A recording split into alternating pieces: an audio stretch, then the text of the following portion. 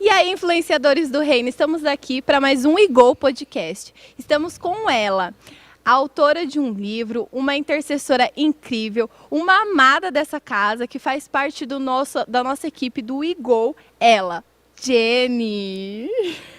Muito obrigada, Sara. É uma honra estar aqui com você. E eu quero já dar um alerta de spoiler. Gente, vai ser muito engraçado esse podcast. A gente vai sorrir muito e não terá cortes, porque a Sara gosta muito de ser feliz e é contagiante. Aleluia! Glória a Deus! Eu queria começar já as perguntas, né? E a primeira é, quem é a Jenny?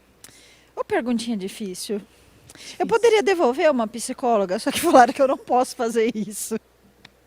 Quem é a Jennifer? Eu acho que o primeiro ponto a colocar de quem é a Jennifer, duas coisas. Eu sou super hiperativa e isso é transmitido a todas as coisas, a todas as áreas da minha vida. Eu consigo fazer tricô e consertar lâmpada.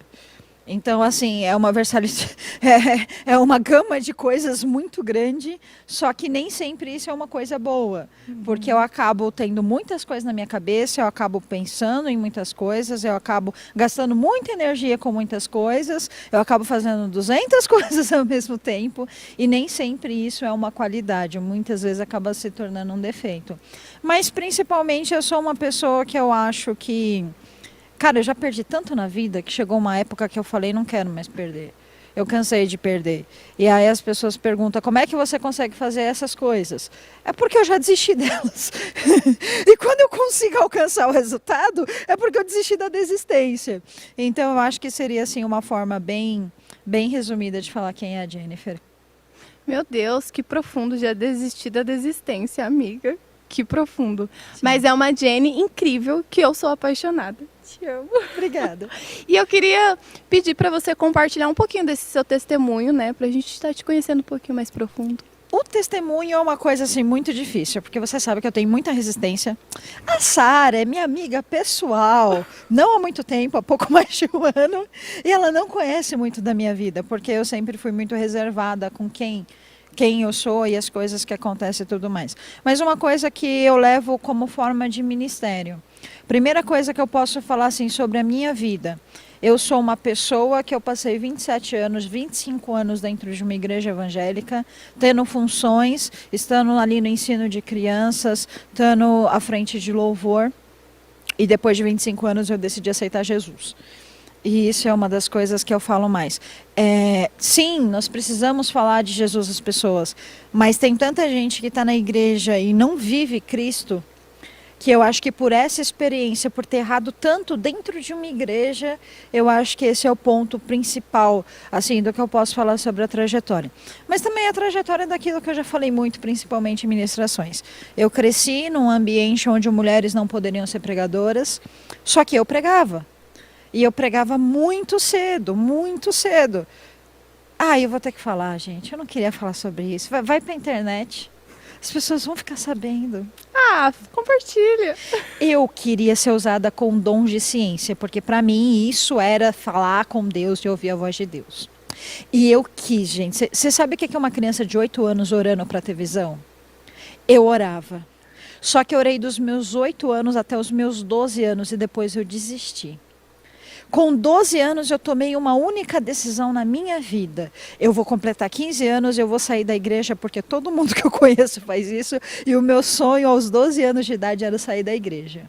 E aí o Deus me concedeu 3 ou 4 meses depois, eu comecei a ser usada com dom de ciências. E qual foi a minha resposta para Deus?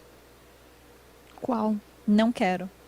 Agora eu já decidi que eu vou sair da igreja, eu orei 4 anos por isso, não adianta, com dom de ciência ou com dom sem dom de ciência, eu tô indo embora. Aí teve um culto onde eu tive uma visão.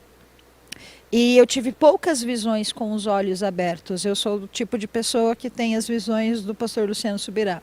É uma forte convicção. Você não sabe como que você sabe, mas você sabe que você sabe.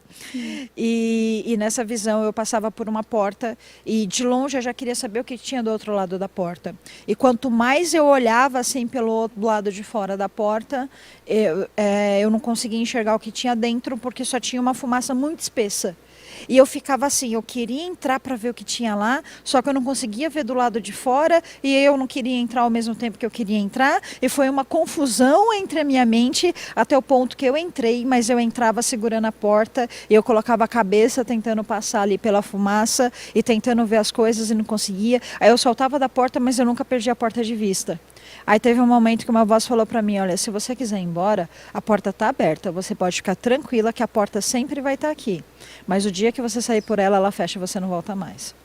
Aí no mesmo dia eu decidi que eu ia me batizar. Eu sempre falo que eu cheguei a morrer espiritualmente 2 vezes estando dentro da igreja, mas eu nunca saí de perto de uma igreja. Eu sempre estive dentro de um corpo, uma igreja evangélica. Mas a minha trajetória é basicamente isso, é sempre questionando muito a Deus.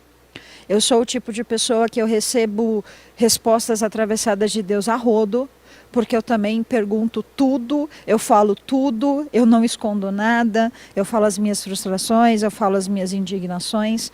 Então, se você estiver disposto a receber a resposta devida quando você não quer receber a resposta devida, é algo que eu falo, incentivo, vai. Fala absolutamente tudo o que você quer para Deus, é exatamente aquilo que está te incomodando e tudo mais. Só que muitas vezes a correção de Deus não é de uma forma muito macia, porque quem fala o que quer acaba ouvindo muitas vezes aquilo que não quer. Mas faz parte da minha personalidade, isso funciona muito bem comigo. Então muitas vezes se uma pessoa ela chega para mim e entrega uma palavra profética, se é algo que Deus nunca falou no meu coração, eu ignoro completamente. Porque eu sei o nível de intimidade que eu tenho com Deus. Eu sei que Ele fala sempre primeiro para mim. E essa é a parte assim da minha trajetória, bem abstrata, mas vamos por aí. Eu sei que a gente vai falar sobre mais coisas mais para frente. Aleluias, mas assim, o que você foi trazendo, né, sobre o seu relacionamento com Deus, com o Espírito Santo, na verdade é o relacionamento ideal, né? Sim. Onde a gente expõe para ele também as nossas dúvidas, angústias, e é nesse lugar. Com um amigo você faria a mesma coisa, né? E o Espírito Santo é o nosso amigo, né? Exato. Então é bem importante ter sempre isso vivo no coração. E já entrando aí nessa parte do testemunho que a gente tá, você tá quanto tempo na Nasci para Deus? Era essa parte que eu ia chegar. Nasci para Deus é uma história que eu vou falar para você, pensa numa história. Nasci para Deus é de 2009? 2007. 2007. Eu vim morar em Guarulhos em 2012. E a igreja ali no Bom Clima, de 2012 até 2017 até 2018. Eu passava muito em frente à igreja, porque minha casa era bem próxima à igreja do Bom Clima. E eu sempre que eu passava, eu falava, eu tenho vontade de entrar nessa igreja. Mas eu nunca entrei. E eu passei por um processo que eu mudei. Eu cresci numa igreja tradicional e aí eu fui para uma outra igreja e nessa igreja eu fui curada. Nessa igreja muitas coisas antigas que impediam o meu desenvolvimento, o meu relacionamento com Deus, muitos traumas, muitas manias e principalmente muita religiosidade foi quebrada. E ela foi quebrada de 2 formas assim. Primeiro, eu perdi absolutamente todas as pessoas que estavam à minha volta, eu tive um isolamento completo. E ao mesmo tempo que eu tive isolamento completo, eu fui muito bem tratada por 2 pastoras, que fizeram parte do meu processo de cura. Então é uma igreja que eu amo e eu respeito e eu valorizo até hoje. E teve um evento que, como era uma igreja neopentecostal, quando chegava no carnaval tinha o levantamento de altares. Então começava o carnaval, começava cultos de adorações ininterruptas. E no último dia do culto, que foi no domingo, uma intercessora, ela me abraçou e ela profetizou algumas coisas na minha vida e ela falou, Jennifer, a vontade do seu coração é a vontade de Deus. E eu tomei isso com muito cuidado, porque nem sempre, né?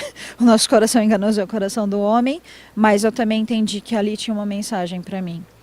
E isso foi no domingo. No sábado da outra semana, eu acordei de manhã com uma notícia muito ruim. E a igreja que eu estava só tinha o culto pelo sábado de manhã, que eu já não tinha ido. E à noite eu não tinha para onde ir. E eu estava num estado de aflição que eu falei, eu preciso de uma solução antes do domingo, que era o próximo culto que tinha na minha igreja. E aí, no momento que eu pensei, eu preciso de uma igreja, lembrou o desejo do seu coração, a vontade de Deus. E eu lembrei que eu sempre passava para Nasci para Deus e falava, eu quero ir para essa igreja. E aí Eu acho que eu procurei pela internet, Google, eu encontrei um WhatsApp, eu mandei mensagem pro WhatsApp, só que a mensagem foi, eu mandei mensagem umas 10 horas da manhã, ela foi me respondida acho que 6:30 da tarde, o culto começava às 7. E aí eu falei, eu vou. Eu já tinha tomado banho, eu falei, eu vou. Quando eu cheguei, eu cresci numa igreja tradicional. Então eu cheguei, tava a igreja toda escura, e na época a parede ainda era branca, depois que pintaram de preto. Mas tava as luzes apagadas, tava um monte de luz piscando, tinha um monte de gente dançando no altar, a banda tava tocando um rock muito pesado, e eu falei, eu não sou para esse ambiente. Mas aí, tranquilo. Aí veio a palavra de dízimos e ofertas. Falei, essa igreja pede dinheiro, eu não gostei disso. Tá bom. Aí teve o momento da ministração. E assim, o momento de dízimos e oferta foi com o pastor Alex. Quem não conhece o pastor Alex, ele tem uma barba grande, ele se veste como um jovem. E eu nem sabia que ele era o pastor da igreja. Eu falei, deve ser, né? Um obreiro da igreja. Falei, a ministração com certeza vai ser pelo pastor. Aí me sobe o pastor, o menino da dança, que eu nunca lembro o nome dele. Rodrigo? Isso, Acho que é Rodrigo. Ele vem com uma bermudona, com uma blusa que eu não sabia onde começava, onde terminava, porque era muito pano naquela blusa. Ele não estava só no púlpito de boné, mas ele estava com uma boina e um boné por cima. Bem Na estiloso. hora que eu vi que ele ia pregar, eu levantei para ir embora. Eu falei, eu não vou ficar nessa igreja. Só que eu não sei, até hoje eu não sei o que aconteceu. Eu levantei para ir embora. Quando eu levantei para ir embora, toda a igreja levantou junto comigo e eu tomei um susto. Aconteceu algo que eu não sei explicar. Eu levantei para ir embora e terminei sentada no segundo banco. Só que assim, eu entendo de Bíblia muito cedo. Eu aprendi a ler, eu comecei a ler Bíblia. Eu escrevia ministrações e foi algo orgânico, ninguém nunca me ensinou a pregar. Mas eu já escrevia com a estrutura correta, mensagem com começo, mensagem bem estruturada em base bíblica, mensagem com conclusão, mensagem com apelo. Eu sempre fiz mensagem de forma correta e ninguém nunca me ensinou. Então eu entendia de Bíblia e eu entendia de pregação. E eu entendia do livro de Daniel, que sempre foi um dos meus livros prediletos da Bíblia. Aí me vem aquele garoto falando que Nabuco pegou o Trabuco, e ele deu uma ministração do capítulo 1 ao último capítulo de Daniel, de uma forma que eu nunca tinha visto, porque eu só via ministrações, inclusive eu tinha ministrações sobre Daniel, nunca tinha pregado, porque até então mulher não pregava, ou no meio ao qual eu estava. E ele conseguiu falar do livro inteiro com coerência, com revelação, de uma forma que eu fiquei absolutamente impressionada. Primeiro, porque eu fiquei impactada pela aparência. E depois porque eu não esperava que fosse sair tanta coisa boa de um cara que estava daquele jeito. E aí foi só o começo. Depois a igreja faz uma recepção para os visitantes, nós fomos até uma salinha, teve comes e bebes, teve uma pequena apresentação e no final resolve chegar o pastor Alex. E o pastor Alex, naquele momento eu descobri que aquele cara meio esquisito era o pastor Alex. Só que o pastor Alex, ele tem um dom, gente, que vocês não têm noção. O pastor Alex, ele veio conversar comigo, eu só chorava, porque eu nunca tinha visto aquele cara na minha vida. Eu cresci dentro de uma igreja evangélica e ele contou da minha vida do começo ao fim. E você fica assim de um jeito que você não tem nem como falar que não é Deus, porque é impossível. Coisas que eu nunca falei para ninguém, aquele cara que eu nunca tinha visto estava falando. E aí eu já tive uma curiosidade. Porque isso foi no sábado, no domingo teve o culto pela manhã. E como na minha igreja tinha o culto à noite, eu quis vir no culto da manhã. Porque eu falei, é uma igreja impressionante. E no culto da manhã veio aquele professor do Mackenzie de hebraico. Um pastor que eu não vou lembrar o nome, eu acho que tem Marcelo no nome dele. Mas ele entende de Bíblia de um jeito que, para quem gosta de Bíblia, ele deu uma pregação trazendo antropologia, trazendo a sociologia da época. Eu lembro que ele pregou aquela mensagem da mulher que tinha 2 filhos. E aí eu estava terminando a faculdade de Direito, ele incluiu o direito no meio da ministração. E da mulher que tinha 2 filhos e chega o profeta e tem um milagre na multiplicação do azeite. E aquilo dali me chamou a atenção, que eu quase não vou para a minha igreja igreja no culto de domingo, porque estava tendo, eu não sei o nome, não lembro agora o nome, mas era ali por volta, era final de fevereiro, início de março, estava tendo uma festividade que foi até quarta-feira. E aí no culto de domingo à noite eu fui para minha igreja, mas na segunda e na terça também teve culto por conta dessa festividade. Eu vim nesses cultos. Eu vim no sábado, eu vim no domingo de manhã, na segunda-feira, na terça e na quarta. 5 cultos seguidos, porque eu estava impressionada com as coisas, e eram coisas muito diferentes, e coisas que eu tinha muita resistência por conta de vícios religiosos, literalmente. Não é fácil quebrar. Não é só, não é fácil quebrar, tem um processo, tem muita renúncia e tem tudo mais. E amém. Foi isso. Só que não foi assim que eu vim para Nascer para Deus. Porque eu ia para minha igreja no Shabat de manhã, eu vinha para Nascer para Deus no sábado à noite no culto de jovens, eu vinha para o culto de manhã na Nascer para Deus e eu ia no domingo à noite para minha igreja. Só que a minha igreja era muito longe, eu morava aqui em Guarulhos e a minha igreja ficava em Itaquaquecetuba. Eu literalmente tinha que sair de casa no máximo 3 horas da tarde para chegar num culto que começava às 6. E teve uma situação, eu estava aproximadamente 6 meses nessa dupla jornada de igrejas e estava aprendendo muitas coisas com muito conteúdo, tanto na minha, que eu aprendi muita coisa sobre Israel e eu aprendi a amar Israel na igreja qual eu estava, tanto aqui com os ensinamentos bíblicos e os estudos e os propósitos, porque eu peguei uma época que nós estávamos passando por muitos propósitos. Estávamos preparando para o Congresso Submerso e tinha um pedaço que eu precisava andar, eu ia de ônibus, estava sem carro, eu precisava andar um trecho de aproximadamente 1 quilômetro. E nesse trecho eu passava por uma área que tinha acho que 3 ou 4 motéis. E teve um dia que eu estava passando por aquele trajeto com roupa de crente, preparada para ir para a igreja, eu não estava assim nada demais. E um cara parou do meu carro, abaixou o vidro e ele falou, entra. Ele me mostrou várias notas de R$ 100. E aquilo me deixou com uma fúria muito grande, que eu cheguei na igreja querendo brigar com Deus. Porque eu falei, é um absurdo eu estar passando por tudo isso, eu estar nessa condição, tá passando por essa jornada, é muito longe, eu ainda estou sem carro e ainda me permitir esse tipo de afronta. E Deus, ele não me respondeu. O culto começava às 6 horas da tarde, ele terminava por volta das 9, 9h30. E durante esse período eu passei reclamando com Deus e Deus, ele não me respondeu. E aí eu pegava carona com uma pastora até muito próximo de casa, só que não exatamente na minha casa, e aí eu precisava pegar um ônibus. E no ônibus ali não falei nada com a pastora, porque tem coisas que eu falo só com Deus e eu quero a resposta só dele, não de intermediários.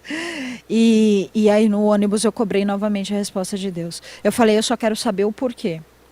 E a resposta que Deus me deu é porque eu já falei que você tem que mudar de igreja e você não quer. Porque era a igreja que me curou. Não é fácil abandonar pessoas que são importantes na sua vida. E são pessoas de Deus, gente. Pessoas que me ensinavam, pessoas que me trataram, pessoas que me levaram em psicólogos para resolver muitas coisas que eu precisava resolver e quebrar aquela religiosidade que crente não precisa de psicólogo, ou que não pode ir em psicólogo, que era o conceito que eu tinha. E aí nessa situação eu saí com a bênção da minha apóstola. Eu saí de lá com a autorização dela, ela entendeu que era algo que Deus tinha para mim. E na hora que eu cheguei aqui, eu já comecei a fazer a escola de ministérios. Que para mim, você vai ensinar a Bíblia para mim, não faltava em uma aula, eu fazia todas as atividades, eu assisti todos os filmes, eu memorizei metade das coisas que foi dito, porque foi algo que para mim realmente eu queria muito aquilo. Era um ensino bíblico extremamente profundo, aprofundado, não só sobre a igreja, como funciona a igreja, que isso é extremamente importante, saber a casa que você está, quais são os costumes da casa que você está, mas também saber coisas de Bíblia e saber que nós estamos seguindo a Bíblia em tudo ali que está sendo feito. E aí eu estou aqui até hoje, desde 2018 até agora. Meu Deus, que testemunho mais forte, né, dessa sua vinda para Nascer para Deus. E realmente é esse lugar de entrega, né, no altar do Senhor. É estar disponível para viver o novo dele. E graças a Deus você conseguiu entender, né, esse lugar de deu o meu tempo aqui, eu vou para algo que o Espírito Santo está me conduzindo, né? É ser obediente, né, naquilo que Deus tem para sua vida, né? E eu creio que Ele vai te levar para lugares cada vez maiores, em nome de Jesus. Amém. E eu queria saber como que é para você, né, se você enfrentou alguns desafios, como tem sido, né, esse momento de estar na rede. Na época era a rede, agora é o Igol, né? Então, como que é para você isso? Ó, o Igol, primeiro, que é muita resistência, gente. Eu já falei isso pro Samuel, então ele não vai ficar assustado quando ele assistir esse podcast. Quando o pessoal tá dançando aqui na frente, é mais fácil me ver passando pela porta do que pulando aqui na frente. Porque é algo que para mim é muito difícil. Eu não tenho o costume, eu não tenho a tradição. Eu cresci numa igreja que você não podia falar obrigado para Jesus porque era falta de reverência. Ele era santo, você tinha que ter palavras mais santificadas para falar com ele. E isso tudo acabou moldando o meu caráter, acabou fazendo parte de quem eu sou hoje. Então, assim, é algo que eu realmente eu não gosto. Mas o fato de eu gostar ou não, não muda. Porque é uma situação, nós tivemos aqui a invasão da Rede Up. Gente, a gente faz barulho quando toca. Mas aquele dia, aqueles meninos... Tava com energia! Tava! Só que ao mesmo tempo que você fala que é isso que está acontecendo na igreja, você vê que eles estão ali tão alegres, eles estão tão contentes. E você vê crianças, adolescentes, jovens que estão dentro da igreja, estão gostando da igreja, não estão pensando, planejando em sair da igreja. Mano, deixa fazer barulho. Deixa fazer barulho. É assim, é uma coisa tão pequena comparada aos benefícios que eles têm. Então tá feliz. Quem sabe aquele culto vai fazer com que eles fiquem na igreja até casar e depois eles vão ter outras experiências e vai tendo uma manutenção. Porque o relacionamento com Deus é um relacionamento. Então, se Deus ele te dá e não recebe em troca, um dia vai ficar desgastante essa relação.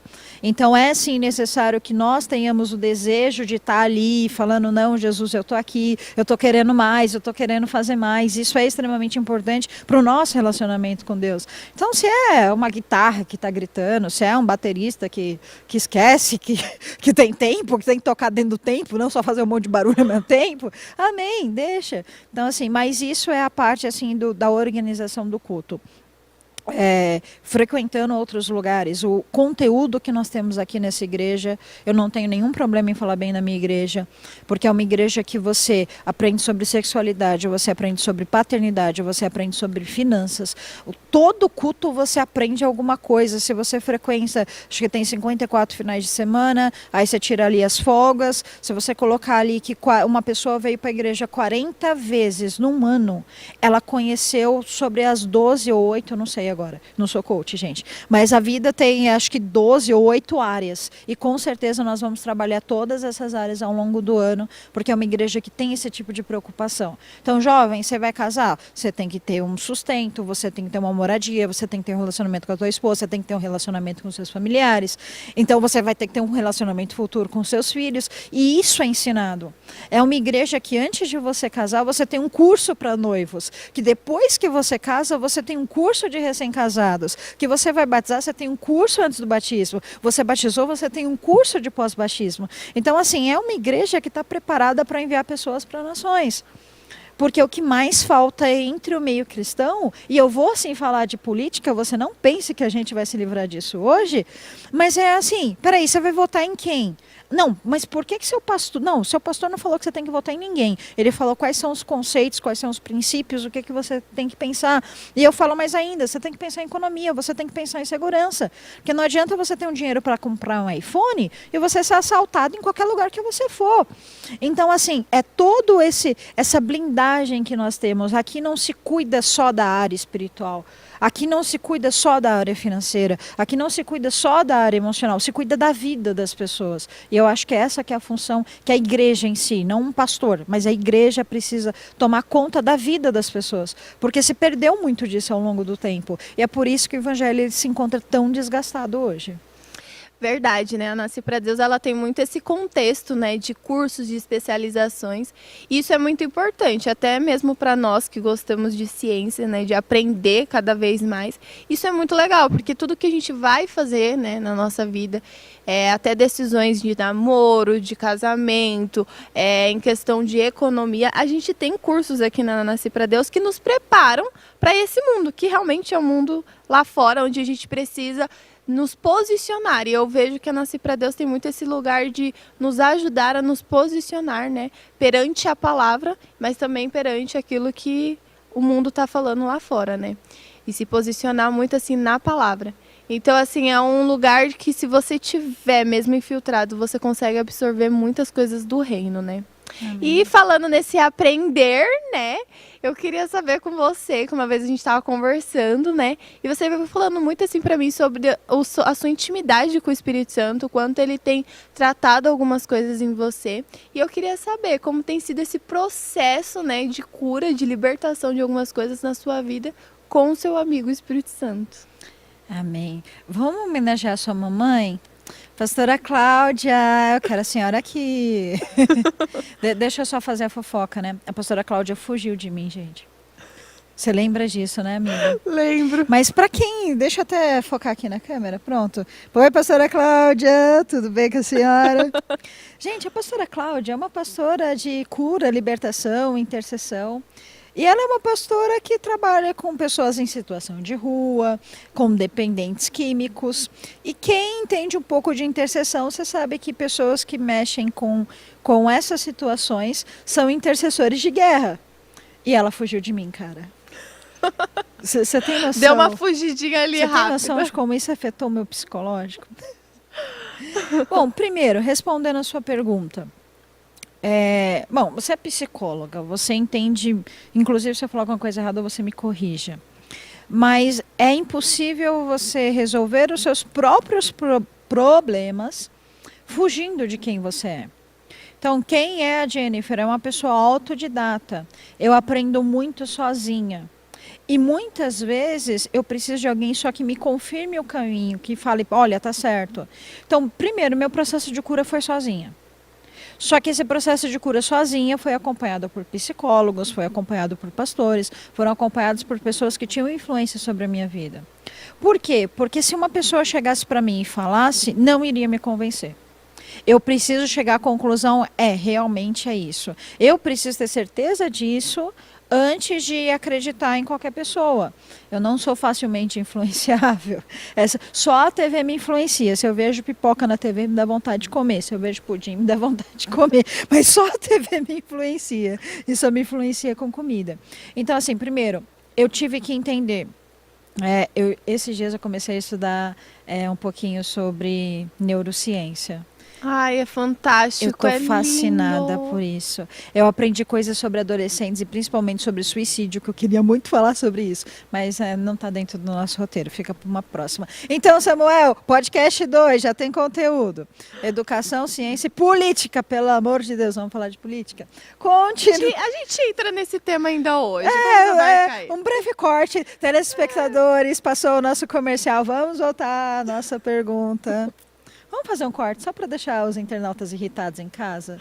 Estão assim doidos para saber. A gente faz propaganda, fala uma propaganda aí, bem... Uma propaganda agora, sim? A da tartaruguinha. A tartaruguinha Qual? Era do quê? Era de chocolate, não era? Eu não sei, sou dessa época, amiga. O pessoal da produção, passa agora uma tartaruguinha aqui no meio da gente. E a gente fica assim, ó. Exato. Vamos voltar para a pergunta. Voltando às programações normais. Exatamente. Voltamos aos nossos comerciais. Eita, nós. Vamos continuar aqui. Aí faz o negócio tudo na Netflix. Olha, fazendo propaganda. Tantam. Tantam. Qual que é o nosso... Tinha que ter um jingle. Gente, vamos voltar antes que resolvam cortar isso daqui. Vai. Vamos continuar. Não, e aí eu comecei a estudar bastante coisa sobre a neurociência. Então, primeira coisa, eu me conheço. Então, tem coisas que você tem criação, você tem ambiente, você tem a sociologia, o local que você vive, as escolas que você frequentou. E teve coisas no meu caráter que eu precisei mudar para melhorar a convivência com as pessoas.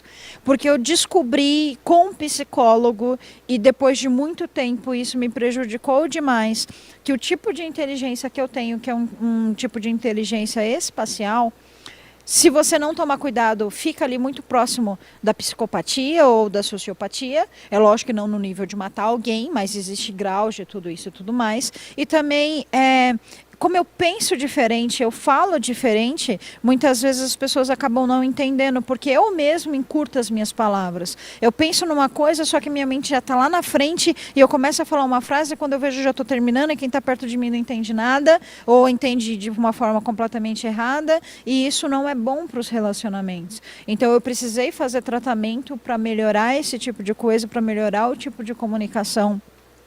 Principalmente porque eu percebia coisas no ambiente e eu começava a agir, só que só eu tinha percebido aquilo. Então muitas vezes acabava ficando estranho o que eu estava fazendo, por que eu estava fazendo, ou como que eu estava fazendo e tudo isso mais. Então esse foi o primeiro processo. E eu digo que foi um dos mais desgastantes.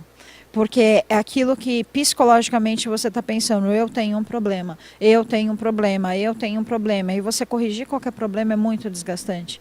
Aí você toma remédio não é legal, é uma coisa que acaba te incomodando, mas ao mesmo tempo você precisa. E aí você passa pelo processo de diminuição de medicação e também não é legal, porque aí seu corpo já estava acostumando e você... É tudo muito confuso, tudo leva tempo. É um processo que já dura anos, porque eu não terminei. E ainda tem aquela parte espiritual. Porque, peraí, agora que eu estou entendendo como é que minha mente funciona e o que eu estou fazendo de errado, eu quebrei muita religiosidade. Porque quando você não cura o seu emocional e você está dentro de uma igreja que acha que tudo é resolvido pela Bíblia, você transfere problemas seus para a religião. E aí eu era extremamente rígida quanto à religiosidade. E hoje eu sou o tipo de pessoa que eu não discuto com as pessoas. Ah, mas é que na Bíblia está escrito tal coisa, tudo bem. Todas as vezes que eu leio a Bíblia, eu desminto próprias coisas que antes eu acreditava.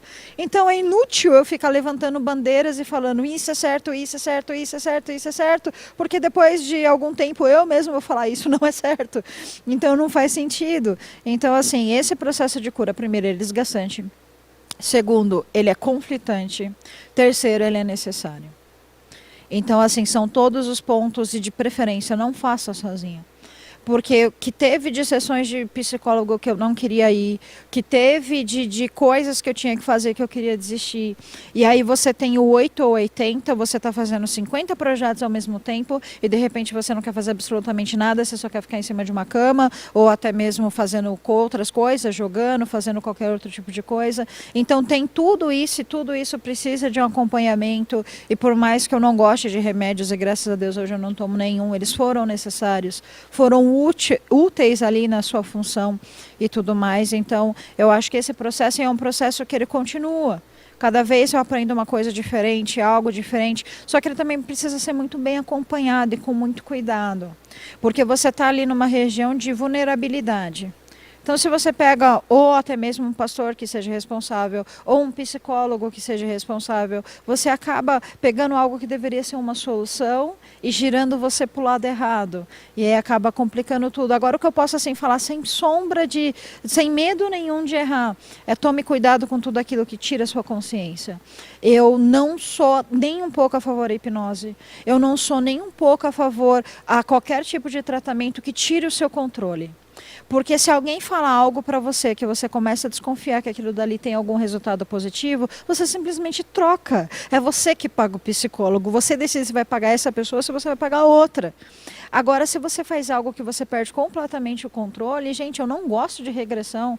Eu não gosto de lembrar do meu passado na sessão do psicólogo. Imagine quando você acaba perdendo o controle disso e você tem que lembrar de uma forma, numa velocidade que você não quer, de uma forma que você não quer. Então, toma muito cuidado, porque quando eu falo que você precisa de ajuda, não é qualquer tipo de ajuda. Eu sou a favor de coach, eu não acho que coach é uma pessoa errada, porque muitas vezes você sabe que você precisa de ajuda, você sabe o resultado que você precisa chegar, o alvo que você precisa alcançar, mas você não sabe como fazer. E nesse ponto o coach ele é muito bom. Só que toma cuidado com o coach, porque se você está num estado depressivo, se você está numa situação que você não está conseguindo organizar a tua vida, e chega uma pessoa que começa a falar, você tem que fazer tal coisa em 7 dias, você tem que fazer tal coisa em 5 dias, você tem que resolver tal problema de relacionamento para a sua roda começar a girar, não vai dar certo. Porque cada pessoa tem um tempo diferente e apreciar esse tempo nunca é a melhor coisa. Então, assim, tem coisas que me dói. Eu acho que nem um psicólogo, nem um pastor e ninguém tem o direito de chegar e falar: você precisa resolver isso essa semana, ou você precisa resolver isso hoje, ou você precisa resolver isso agora. Não é assim que funciona. Existe tempo.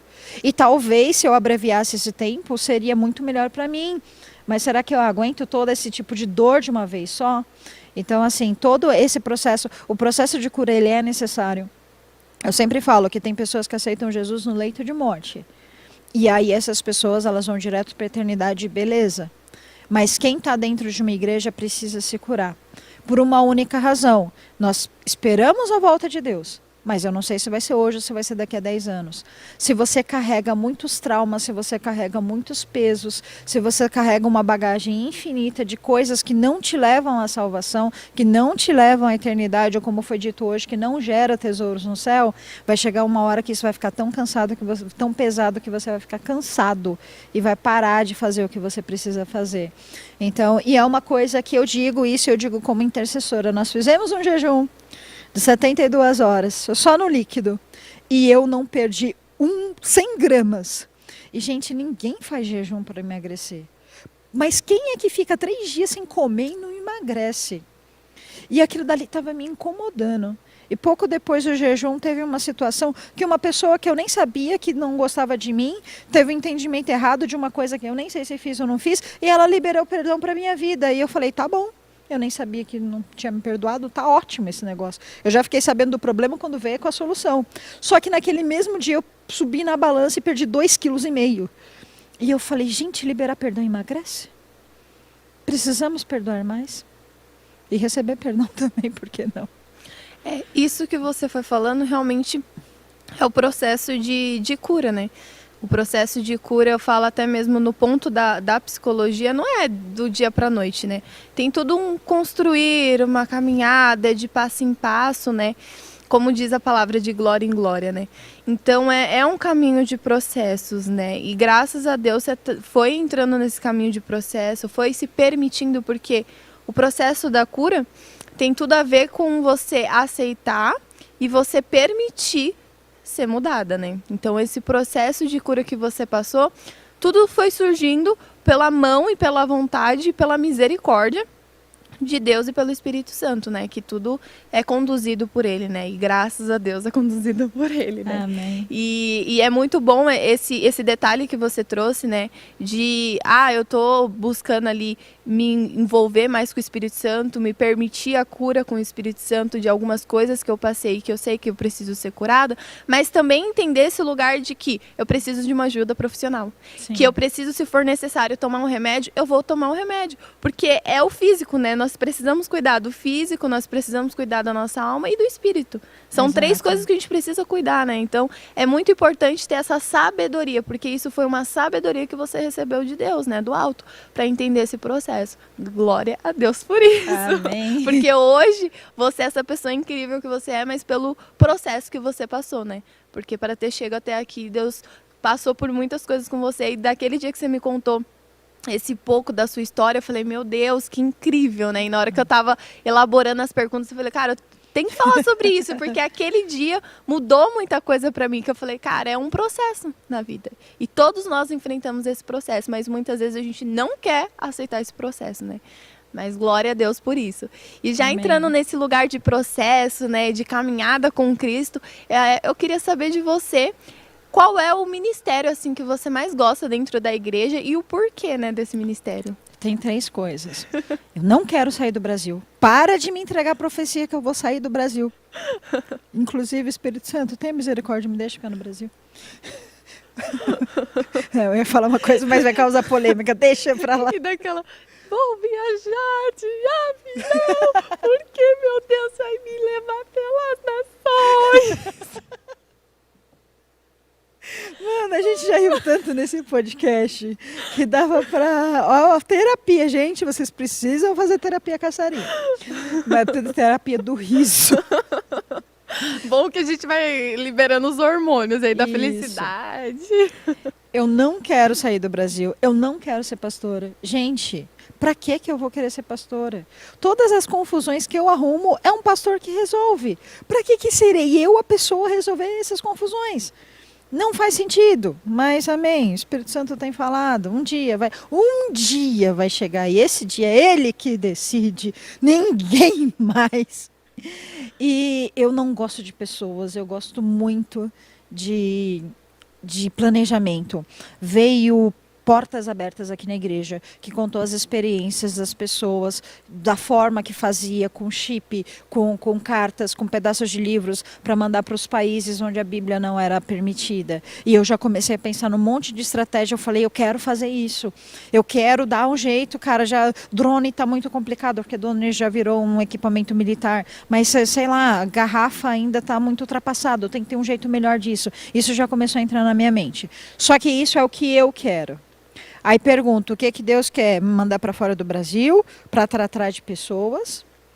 Sara, chega uma pessoa para você e começa a contar da vida que ela traiu o marido, começa a contar que ela fez aborto, começa a contar, e aí você olha para a cara da pessoa e fala, quem é você? Aí você fala, não é Deus um negócio desse? Porque para uma pessoa chegar e se abrir com você com uma liberdade que você nem sabe onde foi que ela pegou. É uma coisa assim, eu não tenho opção. Não é uma coisa que falar, eu sou opcional. Não, é só se eu falar, eu nego o meu chamado, amém. Eu nego o meu chamado, é uma escolha minha. Eu posso fazer isso quando eu quiser. A porta vai fechar e nunca mais eu vou entrar. É simplesmente assim. Eu sei como é que funciona o negócio. Então, o meu chamado, eu tenho chamado pastoral para cuidar de pessoas. Eu tenho principalmente de ensinar. Glória a Deus que isso não me foi tirado, porque isso é um dom de Deus. Eu comecei a ensinar matemática para os meus primos e para algumas outras pessoas quando eu tinha 12 anos de idade. Porque eu estava uma lição na frente, eu ensinava bem, então queriam que eu ensinasse. Então é algo que é meu. Eu tenho licenciatura, eu tenho pós-graduação onde é ensinado práticas de ensino superior, mas eu já sabia fazer tudo isso muito antes, porque é algo, eu acredito que existe dom espiritual, que são os dons que está ali especificado principalmente no livro de Gálatas, e também existe dom que vem de Deus. A palavra fala que fulano de tal, ele era expert em trabalho com metais, e trabalho com isso, trabalho com aquilo outro, porque o Espírito Santo o ensinou. Ou melhor, na época não tinha o Espírito Santo no Velho Testamento, falaram porque Deus o ensinou. Então eu acredito muito nisso e eu tenho sim chamado para ensinar.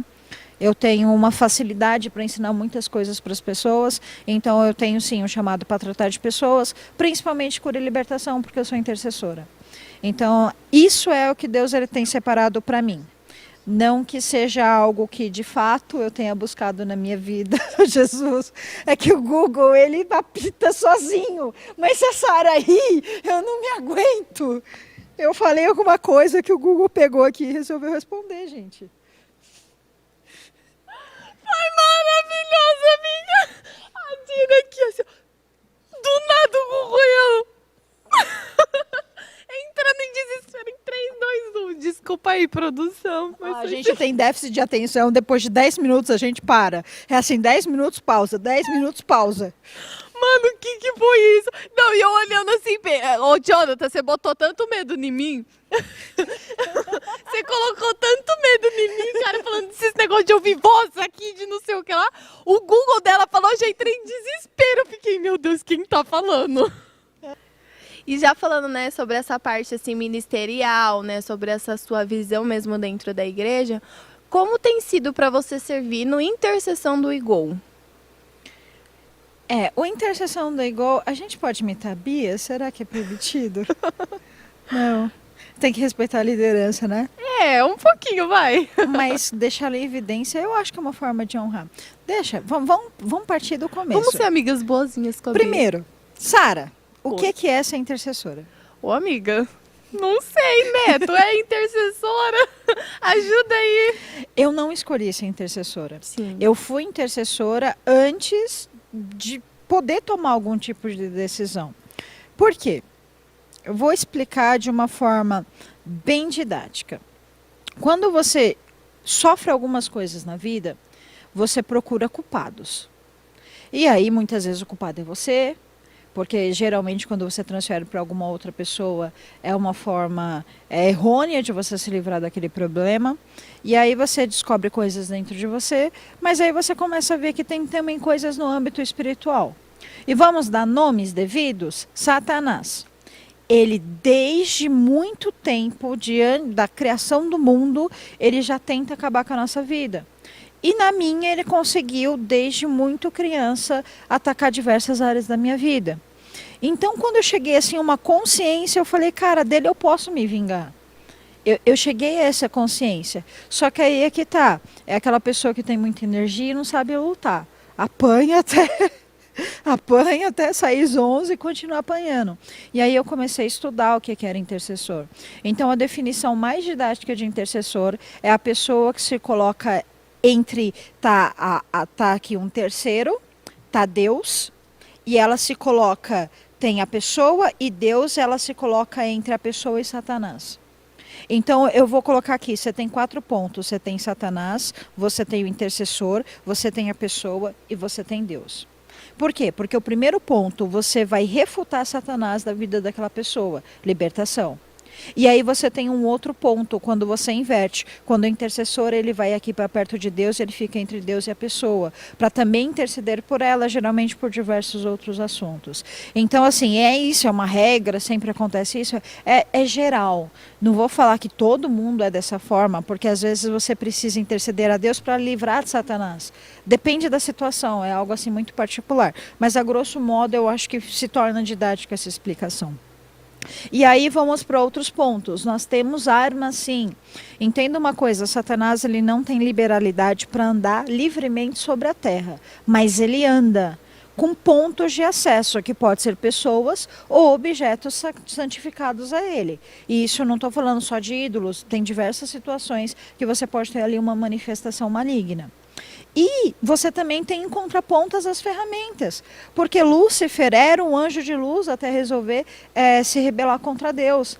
Então ele não sabe nada que ele não tenha aprendido com Deus.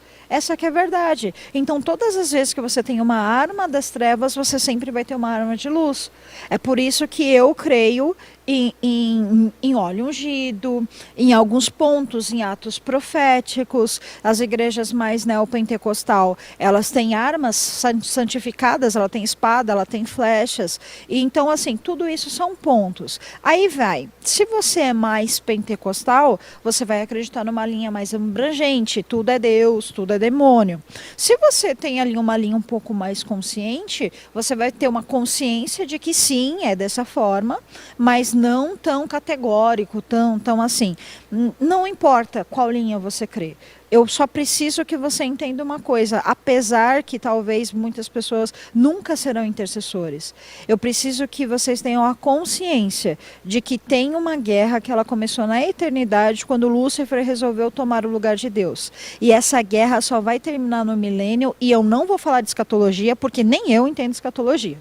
Escatologia é o seguinte, gente, vai acontecer, todo mundo vai estar vivo para ver, porque os mortos vão ressuscitar e os vivos vão estar vivos mesmo, é assim que vai funcionar. Quando acontecer, a gente descobre o que é que vai acontecer. Até acontecer, a gente imagina que vai ser de diversas formas, e aí nem os evangélicos mesmo sabem dizer assim, não, vai ser assim, e só tem essa linha. Não, tem 50 mil linhas para você acreditar, e eu não perco meu tempo com isso, porque ou eu vou estar do lado de Deus, ou eu vou estar do lado que perdeu. Então é simples assim, eu espero estar do lado de Deus, do lado que vai estar guerreando para julgar a humanidade, e é isso. Então precisa se colocar nessa visão. Por quê? Porque quando você entra numa guerra, sem saber que você está numa guerra, você só apanha. Então, não tenta botar culpa em Satanás em tudo. Porque nós já falamos aqui que tem o psicológico, tem o sociológico, tem a religiosidade, tem tudo isso para você tratar. E isso não é Satanás, é você. Então tem esse ponto. Só que tem aquele ponto que você precisa de um intercessor. Agora, vamos falar de política? Vamos lá. Vocês já conheceram pessoas que abortaram? Eu já. Você conversa com uma pessoa que abortou há 20 anos atrás. Ela pode ser evangélica ou não, ela traz culpa dentro dela. Porque é impossível você tirar uma vida e não gerar uma culpa. É uma culpa que muitas vezes não é nem colocada por Deus, gente. Satanás, ele é sujo. Ele te faz cometer o pecado e depois ele mesmo te acusa daquele pecado. Então isso daí você não consegue simplesmente tirar como uma conversão. Você tem que tirar essa boleta. Vamos pegar a Bíblia? Vocês querem Bíblia? A gente fala de Bíblia. Não tem problema nenhum com Bíblia.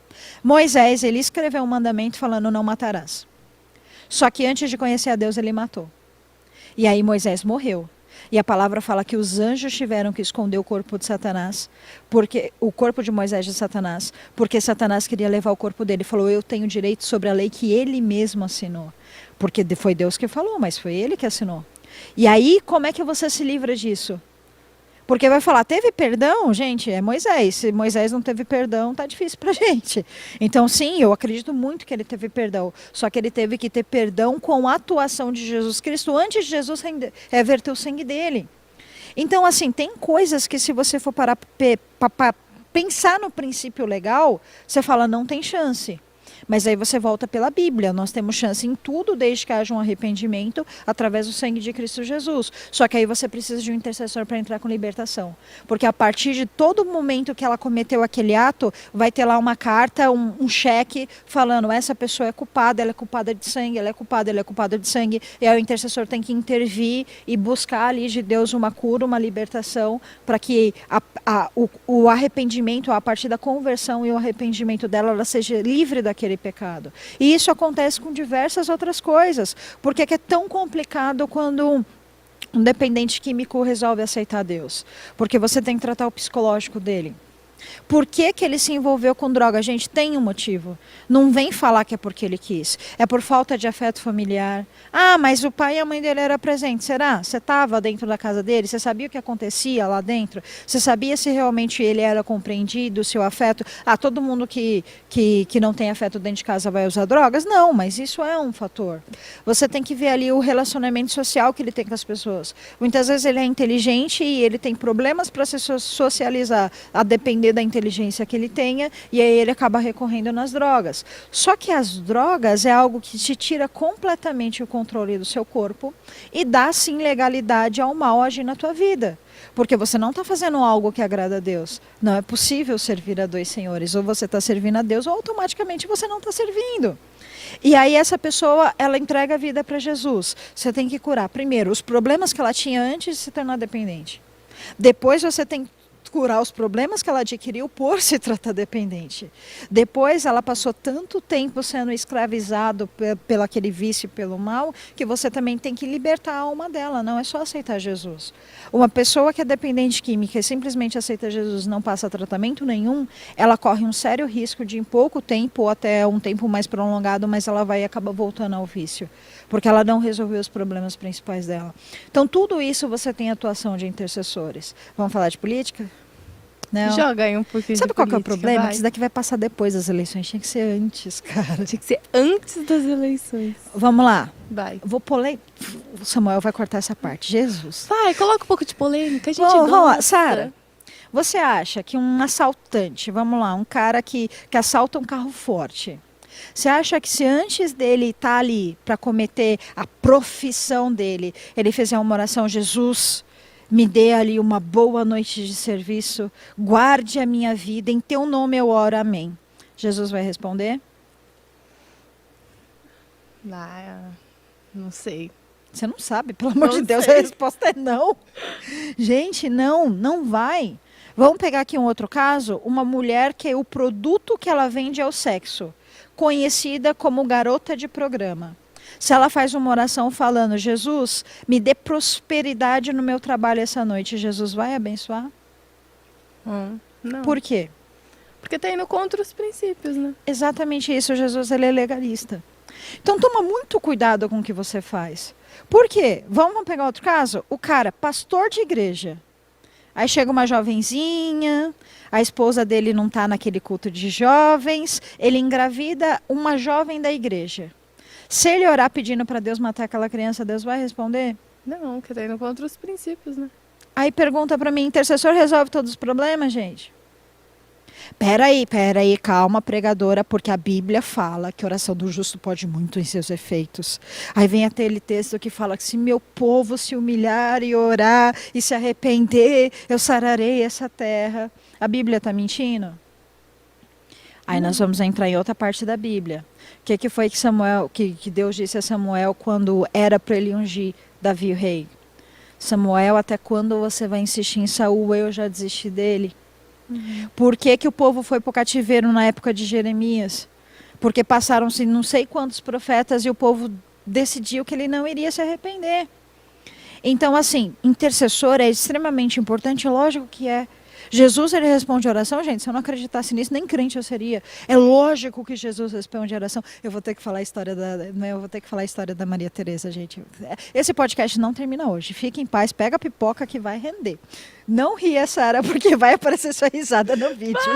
Vai ser longo o podcast, eu tô vendo, cara. Vai.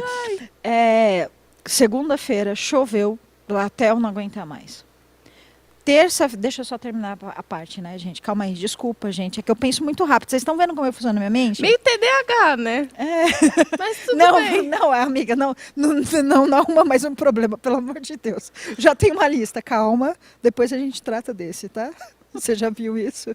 Jesus amado. Então, gente, o intercessor ele não resolve todos os problemas, porque o intercessor ele não é mágico, porque o intercessor ele não é mago, e principalmente porque o intercessor não muda Deus. O intercessor, eu acho que na verdade vem muito como esse lugar de mediador, né? Mediador. Ele tá ali mediando tanto as causas, né, tipo, para Deus, mas também mediando ali a intercessão para que não ocorra coisas piores, né, com aquela alma, né? Exato. Então é um lugar muito de mediador. E o né? intercessor, eu acredito que sim, o intercessor ele consegue, pela insistência, levar com que o Espírito Santo gere o arrependimento naquela pessoa. Só que, gente, o livre-arbítrio é uma coisa que Deus ele não tira.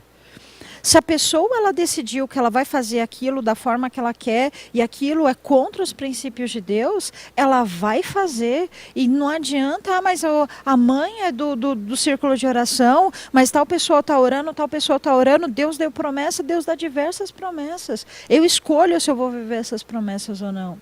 Então é lógico que eu acredito em oração. Eu vou contar a história da Maria Teresa, que é uma coisa que essa semana eu parei, eu falei, Jesus, me converte, que eu não sou crente. Mas... É o vigiar e orar, né? É o vigiar e orar. E principalmente entenda que primeira coisa é você. É você, não é o intercessor, não é o pastor que não foi te visitar, você não pecou porque estava sozinho, é você. A primeira coisa é você. E as pessoas que precisam de ajuda, aí sim, tem o intercessor, tem o Espírito Santo, tem o amor de Deus, tem as igrejas, aí sim, tem diversos tipos de ajuda. Mas a primeira coisa é você. A oração, ela é tão poderosa que segunda choveu até não aguentar mais. Terça-feira, eu trabalho numa escola que ela fica numa região de alagamento, eu falei, eu acho que eu não vou trabalhar, porque choveu a noite inteira. Choveu. Na quarta-feira estava chovendo o dia inteiro, eu já estava quase orando a Deus para parar a chuva. E a irmã Maria Teresa, ela tem uma fazenda em Chuí, eu acho que é esse o nome, é bem longe, fica em Chuí. E aí ela mandou um pedido de oração num grupo que eu faço parte, falando que tinha fogo próximo à vizinhança da fazenda dela, ela estava pedindo oração. Naquele momento eu já parei imediatamente de reclamar da chuva, porque eu achei muito errado eu estar reclamando da chuva enquanto alguém estava suplicando por chuva. E aí na quinta-feira eu entrei numa conferência com a irmã Maria Teresa, e ela já é uma senhora, não que ela seja idosa, mas ela já tem uns bons anos vividos. E a oração dela é, Senhor, nós abrimos as porteiras para que os animais não morressem queimados. Não permita que os cascos deles esquentem enquanto ele estiver fugindo. Não permita que eles corram em direção ao fogo, porque metade da minha vida já foi queimada. Mas ainda assim eu não blasfemo contra ti. Ainda assim, por mais que queime tudo, eu vou te adorar. Naquele momento eu já estava de joelho no chão, falando, eu não sou crente, pelo amor de Deus me converte, pelo amor de Deus me converte, pelo amor de Deus me converte. E intercessor vai fazer o quê? Jesus chove, irmã, vai chover, confirma. Você tem palavra profética? Não, mas a gente precisa falar para ela que vai chover. Vai chover, choveu? Não choveu. Queimou mais da metade da fazenda dela, mas não queimou a sede, porque o vento estava em direção à sede, que a sede é a casa principal, é a moradia. O vento estava em direção à sede, só que mesmo sem chover o fogo, ele simplesmente apagou. Aí eu falo, isso é milagre? É. Tem oração nisso? Lógico que tem. Tem intercessão nisso? Lógico que tem. Aí eu pergunto, por que a intercessão pode apagar um fogo de mais de 10 mil metros de altura sem uma gota de água? E eu falo que a intercessão não pode resolver todos os problemas. Porque naquela terra, ela ungia aquela terra, ela deu completa legalidade. Você tinha um grupo de pessoas que estavam intercedendo por aquilo, que estava buscando aquilo. Agora, se você tem uma outra situação onde há resistência, onde a própria pessoa não quer, primeira coisa, você tem que orar por um quebrantamento. Porque, gente, Deus ele é cavaleiro. Ele não vai obrigar um cara a sair das drogas se ele não quiser. Ele não vai obrigar um lar a ser restaurado se ambos ali do casal não quiser. Ele não vai obrigar nada se a pessoa não quiser. Então, muitas vezes o intercessor ele tem que se colocar na brecha pedindo um quebrantamento de coração. E depois que tiver esse arrependimento, aí sim ele vai orar pela causa em si. E muitas vezes não acontece porque o intercessor despreparado ora pelo motivo errado. Isso acontece demais. Então não dependa de intercessores, de profetas. Seja também você eu gaguejei. Seja você também conhecedor de tudo aquilo que você precisa em Deus. Mas o segundo ponto também é que precisa ter uma liberação da pessoa, precisa ter uma legalidade. É por isso que eu falo, toma cuidado com o que você vai fazer da tua vida. Toma cuidado com as decisões que você vai tomar. E aqui eu falo decisões políticas, decisões de emprego, decisões familiares. Você casou com a pessoa errada. E depois quer que Deus resolva os problemas? Faz sentido isso? Vai dar certo isso? Ah, mas eu tinha certeza que Jesus ia salvá-lo, que Jesus ia salvá-la. Peraí, cara, se Deus ele tem planos maiores e melhores do que nós, como é que você pode ter certeza daquilo que Deus nem falou que ia fazer? Então, todos esses pontos, eles precisam ser analisados. As pessoas, principalmente aquelas que têm uma visão errada do pentecostal, ela acha que nós fazemos mágica, que nós fazemos milagre. A religião que traz a pessoa amada em 7 dias não é os evangélicos, é outra. Já está na religião errada, se pensa assim. Então, nós não prevemos o futuro. Gente, se eu fosse profeta para prever o futuro, eu juro para vocês, eu ia jogar, ia ficar milionária na loteria. Porque isso não é função nossa. Nós não podemos ver aquilo que Deus não revela. E, principalmente, nós não podemos ver aquilo que Deus ele não quer falar. É se colocar muito cada um no seu lugar, né? Saber qual que é o seu posicionamento, né? Saber quais são as suas decisões, mas também entender, né, o lugar do intercessor, né? Aonde ele vai atuar, em quais camadas, né, ele vai atuar. E ter muito esse discernimento, essa maturidade para entender a hora de você pedir, né, realmente a ajuda de um intercessor para a devida coisa, igual a história que você nos contou agora. Essa irmã, ela teve esse discernimento e clamou, né? Pediu a vocês ajuda, porque irmão é isso. Exato. É na hora da luta você saber que você tem um irmão para te ajudar naquilo ali e ser o seu intercessor, né? E eu sou grata a Deus porque eu sei que um dia você veio me trazendo isso sobre esse lado de ser minha intercessora. Então eu sou grata porque eu sei que eu tenho uma intercessora, né, que clama pela minha vida, e é muito bom a gente ter amigos que são intercessores, né? E já entrando nesse mundo aí também da intercessão, desse mundo que você vai vivendo, você já teve alguma batalha, né, espiritual, né, nesse campo da intercessão? Se você puder, pode compartilhar conosco. Não, eu com certeza posso falar, porque essa foi uma das mais fortes, porque me mostrou que eu estou numa guerra que eu não posso escolher o nível. Porque eu jogo muito videogame. Na verdade, eu parei um pouquinho de jogar. Mas eu joguei muito videogame já na minha vida. E toda vez que você não está conseguindo passar de uma fase, você muda lá o nível do jogo, coloca num nível mais amador. Só que no reino espiritual não é assim. E eu já era intercessora, eu já tinha passado um pequeno treinamento de intercessão, e eu acompanhava uma pastora numa casa de recuperação. Foi muito importante, eu descobri muitas coisas nessa casa de recuperação, principalmente como que as vidas elas podem ser completamente destruídas por causa de uma única decisão. Muitas vezes a pessoa toma uma decisão de experimentar uma coisa nova para tirar uma dor que nem é uma dor tão intensa, e ela acaba causando uma dor muito maior. E nessa casa de recuperação eu tocava, e eu estava chegando em casa numa sexta-feira, o culto na casa de recuperação era no domingo. E assim que eu cheguei, eu morava no apartamento, eu olhei o apartamento, eu vi uma luz muito forte. E eu falei, nossa, mas eu deixei uma luz acesa, e depois, nossa, mas é 5 horas da tarde, como é que eu estou vendo a luz daqui e essa luz está muito forte? No momento que eu vi a luz, eu senti como se uma faca ela entrasse nas minhas costas. E ela era tão funda que ela passava das costas para as minhas costelas, e quando eu movimentava eu conseguia sentir isso. E primeiro eu olhei para trás, eu falei, será que é alguma pessoa? Não tinha absolutamente ninguém. Eu falei, então com certeza era muscular. Só que doeu de tal forma que eu entrei debaixo do chuveiro muito quente para ajudar a livrar da dor, com roupa e tudo. E depois de 10 minutos batendo bastante água quente, eu não senti absolutamente nenhuma melhora. E aí eu saí, eu estava deitada no chão com as costas esticadas, tentando descobrir o que era aquilo, porque eu estava de costas no chão, então não tinha absolutamente nada nas minhas costas, mas eu sentia uma faca. E aí eu tive um momento que eu falei foi inteligência de Deus, porque eu não tenho como ter pensado nesse tipo de coisa. Eu falei, é por conta do culto na casa de recuperação. Eu peguei o celular, eu mandei uma mensagem para o pastor, eu falei, tive um problema, eu não vou. Quando eu falei isso, imediatamente desapareceu. Mas foi assim, apareceu a luzinha de enviado no WhatsApp e a dor sumiu. E eu falei, e agora? O que é que eu faço? Porque eu não tinha desistido de ir para casa de recuperação. Mas como é que eu iria? Era esse o ponto. E aí acabou que eu não estudei nenhuma das músicas que eu ia tocar naquele domingo, para não dar brecha. Eu peguei e segui a vida como se eu não fosse. Mandei uma mensagem pro meu irmão falando, olha, você vai passar por aqui, que eu quero carona, tal, que eu vou para casa do pai. Beleza. Meu irmão foi. Na hora que ele estava falando, você falou, você quer ir para minha casa agora tomar café ou você quer que eu te leve direto? Eu falei, nenhum dos dois, me leva para a igreja. Na hora que eu falei, me leva para a igreja, voltou a dor. Só que eu acho que já estava meio que ferido. Doeu muito mais. Mas doeu muito mais aquela segunda vez. Doeu tanto que eu estava com uma dor nas costas e eu saí mancando do carro. Até perguntaram, você tá bem? Eu falei, não, tô tranquilo, tudo bem, não tá. Quando eu cheguei na casa de recuperação, que eu comecei a tocar o primeiro louvor, que é Para Que Entre o Rei da Glória, aquela sensação, ela caiu. E aí aquilo me despertou. Primeiro que eu preciso estudar o reino espiritual. Foi aí que eu comecei a estudar o reino espiritual. E segundo, como que o reino espiritual ele afeta o reino físico? Eu não sou o tipo de pessoa que eu espiritualizo tudo, eu quase não espiritualizo as coisas. Mas eu não posso negar aquilo que eu tenho visto e aquilo que eu tenho vivido. Então, nós estamos aqui na igreja com a Sara muito assustada, porque as pessoas estão contando de barulhos que tem na igreja. E, gente, existe demônio, sabia? E também existe anjos.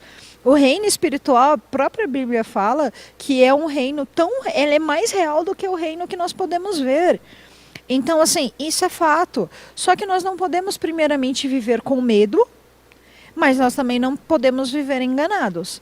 Se você quer fazer parte desse grupo de intercessão, você tem que estudar. Eu não estudo tudo, porque um conteúdo é muito grande e eu prefiro me especializar numa área.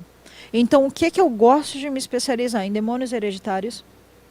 Eu gosto de me especializar em demônios de aprisionamento, que aí você pega diversas áreas, que eu falo muito disso no meu livro. E isso são assim as áreas que eu gosto. Tem pessoas que sabem o nome do demônio antes dele se manifestar. E eu acho isso lindo.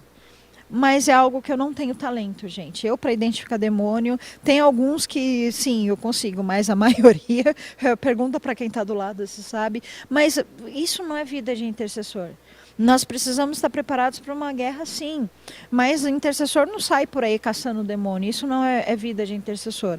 Agora, o fato de você conseguir chegar numa casa que tem um problema e você conseguir identificar aquele problema com a autoridade do nome de Jesus, você repreender e depois essa pessoa ser acompanhada por um pastor e um psicólogo, aí sim eu já acredito muito que é a função do intercessor. Porque você entra ali para trazer libertação e depois da libertação vem o tratamento. Então, isso é algo que eu passo bastante. Quem frequenta aqui o Igor sabe que de repente isso levanta todas as meninas que estão sentadas aqui na frente, 3, 4, e que ainda as pessoas não ficam olhando, mas nós ficamos no fundo, nós ficamos intercedendo, nós ficamos buscando a atmosfera que está tendo no culto, repreendendo muitas situações, e assim, é algo que nós podemos sentir. Muitas vezes nós sentimos que a palavra, a ministração, ela está ali meio que contra algumas coisas, a palavra está falando sobre um assunto e há uma dispersão, e essa movimentação, ela gera ali uma diferença, ela gera ali uma atuação, ela gera um quebrantamento. Então, assim, nós temos fatos que acabam provando que não é maluquice. Essa que é a verdade. Porque eu tenho certeza que muitas pessoas vão estar nos escutando agora e vai estar falando, isso é baboseira, isso não existe, até o dia que você tem uma experiência verdadeira com Deus. Porque você pode não ser intercessor, mas se você nunca vê o reino celestial, é muito difícil você chegar lá. Porque como é que você vai para um lugar que você não quer? Ah, mas é lógico que eu quero. Quem é que não quer ir para o céu? Tá bom, como é que é o céu? Porque quando as pessoas se apaixonam, já se apaixonou, Sarinha? Já. Já. Já me apaixonei. Como é que fica o WhatsApp? 5 minutos, 5 será? em 5 minutos você tá aqui, ó. Será? Chegou a mensagem? Chegou a mensagem. Tá bem? Você comeu? O que foi que você fez? Aí você fala que é apaixonada por Cristo. O WhatsApp, Bíblia? Não. quer nem saber o que Jesus está falando, como é que foi o dia dele, como é que foi o seu. Aí você olha, relacionamento, conversa, oração, não tem. Desejo de estar junto, de conhecer o lugar onde Cristo mora, também não tem. Aí eu pergunto, realmente você ama Cristo? Entendeu? Porque se isso fosse um relacionamento terreno, eu falaria que nem casamento arranjado ia sair disso. A gente precisa se apaixonar mesmo por Jesus, né? E entrar nesse caminho de entrega, de querer conhecer Ele, né? Exato. Porque senão fica só de palavras, né, soltas ao vento, da boca para fora, mas e o conhecer a Ele, né? Exato. E esse amor que queima no coração em chamas, né? Queima. Cadê? Onde foi parar, né? Exato. E até a hora que você falou aqui da intercessão do Igor, amo, né? não tenho nem o que falar, ó. Vocês são incríveis, meninas, né? E é muito gostoso saber que vocês estão entregues, né? Nesse nível de intimidade com o Espírito Santo, para permitir que ele fale com vocês na hora do culto de, ó, desperta, levanta e vai interceder, né? E isso é interessante, né? Essa ligação do relacionamento. Para não ele. ficar muito maçante, vamos fazer um comercial imitando a Bia? Como? Vamos lá. A intercessão dos jovens, com fé em Deus. Samuel, esse pedido está indo para você em transmissão nacional. Nós precisamos de um radinho, sabe aqueles que tem o fone, que nem do FBI? Pra Bia ficar aqui falando no ouvido das meninas. A gente se comunica por WhatsApp, não é assim muito eficiente. Agora imagine se a gente tivesse com um radinho, a Bia chegar, meninas, vamos levantar que eu senti algo e olha, é forte. Aí alguém vai falar aqui no radinho, meu Deus, tô toda arrepiada. Jesus. Amiga, é verdade, eu vi a mesma coisa, amiga. Vamos voltar. Não, calma aí, tem outra parte. No final, ninguém falou o que que era, ninguém falou o que sentiu, a Bia não falou o que que é forte, tá todo mundo no mesmo canto resolvendo o mesmo problema e ninguém falou nada. Isso é intercessão, gente. Isso é intercessão, galera. Venham para a intercessão. A intercessão contrata. Mas seguindo aqui ao caminhar, né, das perguntas, teve uma hora que você falou muito sobre o seu livro, né, que você deu alguns gatilhos do seu livro. E eu queria saber de você, como foi esse processo de escrita, né, do seu livro? Como foi para você elaborar esse lindo desse livro? Primeiro, foi muito forte. Eu tenho mais ou menos uns 3 anos que eu escrevo um outro livro, que eu não vou falar o nome dele, porque vai que alguém lança um na minha frente. Não quero que faça isso. Mas eu estava escrevendo um livro sobre o Espírito Santo. Eu escrevi uma página do livro e nunca saiu disso. E ainda queimou o HD do meu computador e eu perdi, inclusive, essa única página que eu tinha. Só que já tinha algum tempo que eu estava sendo incomodada. E aí, para ajudar, dia 31 de dezembro, o pastor Ney decide profetizar que quem não tinha conseguido escrever livros no ano de 2021 ia escrever em 2022. E eu falei, jura? Eu não estava precisando ouvir isso. E aí passou algumas situações quando chegou em maio. Final de abril, início de maio. Não, o congresso foi em junho ou julho? Julho. Então foi em maio mesmo, que foi exatamente no dia que começou a nossa consagração 2 meses antes. Eu tive um confronto muito grande do Espírito Santo que eu deveria escrever um livro e eu me irritei. Eu falei, mas o livro é sobre você, você não me ajuda, como é que eu vou escrever? E aí o Espírito Santo falou, você não consegue escrever esse livro porque não é esse livro que eu quero que você escreva. Eu falei, qual é o livro que quer que eu escreva? E ele falou, Carta de Satanás a um Suicida. Eu calei ali na hora, eu não falei mais nada. Porque eu tinha certeza de 2 coisas, que eu ia morrer escrevendo esse livro e que esse livro não seria publicado. Porque quando você tem conhecimento daquilo que você está fazendo e você tem conhecimento que você está lançando uma chave que é capaz de vencer Satanás, você tem uma resistência, que eu tive resistência. Na hora que eu subi o nome do livro, eu falei, Jesus amado, eu não tenho condições de fazer isso. E aí eu falei, eu não vou falar para ninguém, porque esse tipo de coisa você tem que manter em segredo. Se o Espírito Santo falou só para mim, Satanás não sabe, mas quando eu comecei a escrever, ele vai saber. Se eu fizer jejum sozinha, coitada de mim. Se eu fizer jejum em grupo, eu vou ter que falar para outras pessoas, porque como é que eu vou falar para pessoas jejuar junto comigo se elas não sabem o que é para jejuar? E aí, nós estávamos na rede e o Samuel falou que nós entraríamos em 2 meses de jejum com a oração às 3 horas de manhã. Eu falei, maravilha, quando subir, eu englobo tudo, sobe tudo junto para o céu no mesmo jejum, vai pegar todos os jovens, ninguém vai ficar sabendo e vai dar certo. Só que aí eu comecei a escrever o primeiro capítulo e aquela certeza, você vai morrer, ela veio muito forte. E quando você está escrevendo um livro sobre suicídio, não passou suicídio pela minha cabeça, mas você tem medo de muitas coisas. E aí eu falei, eu preciso melhorar esse negócio, porque só o jejum e oração não tá resolvendo. E aí eu tenho uma amiga, que ela é escritora, que ela é uma pastora, e eu já sabia que ela queria publicar o meu livro. Eu a conheci pessoalmente em março. E aí eu até falei sobre o livro que eu escrevi sobre o Espírito Santo, ela ficou muito interessada. E ela sempre cobrava, Jennifer, cadê o livro? Eu quero publicar seu livro. Eu mandei mensagem para ela, falei, olha, eu estou escrevendo tal livro sobre tal tema, você vai querer publicar? Ela falou, lógico que eu quero. Eu falei, então vamos fazer o seguinte, eu vou te mandar todos os dias um capítulo do livro e se eu morrer você publica. E aí ela falou, sim, tá bom. Tá bom. E aí eu escrevia, eu coloquei um plano, um planejamento. Meninas, primeira coisa, corta comercial.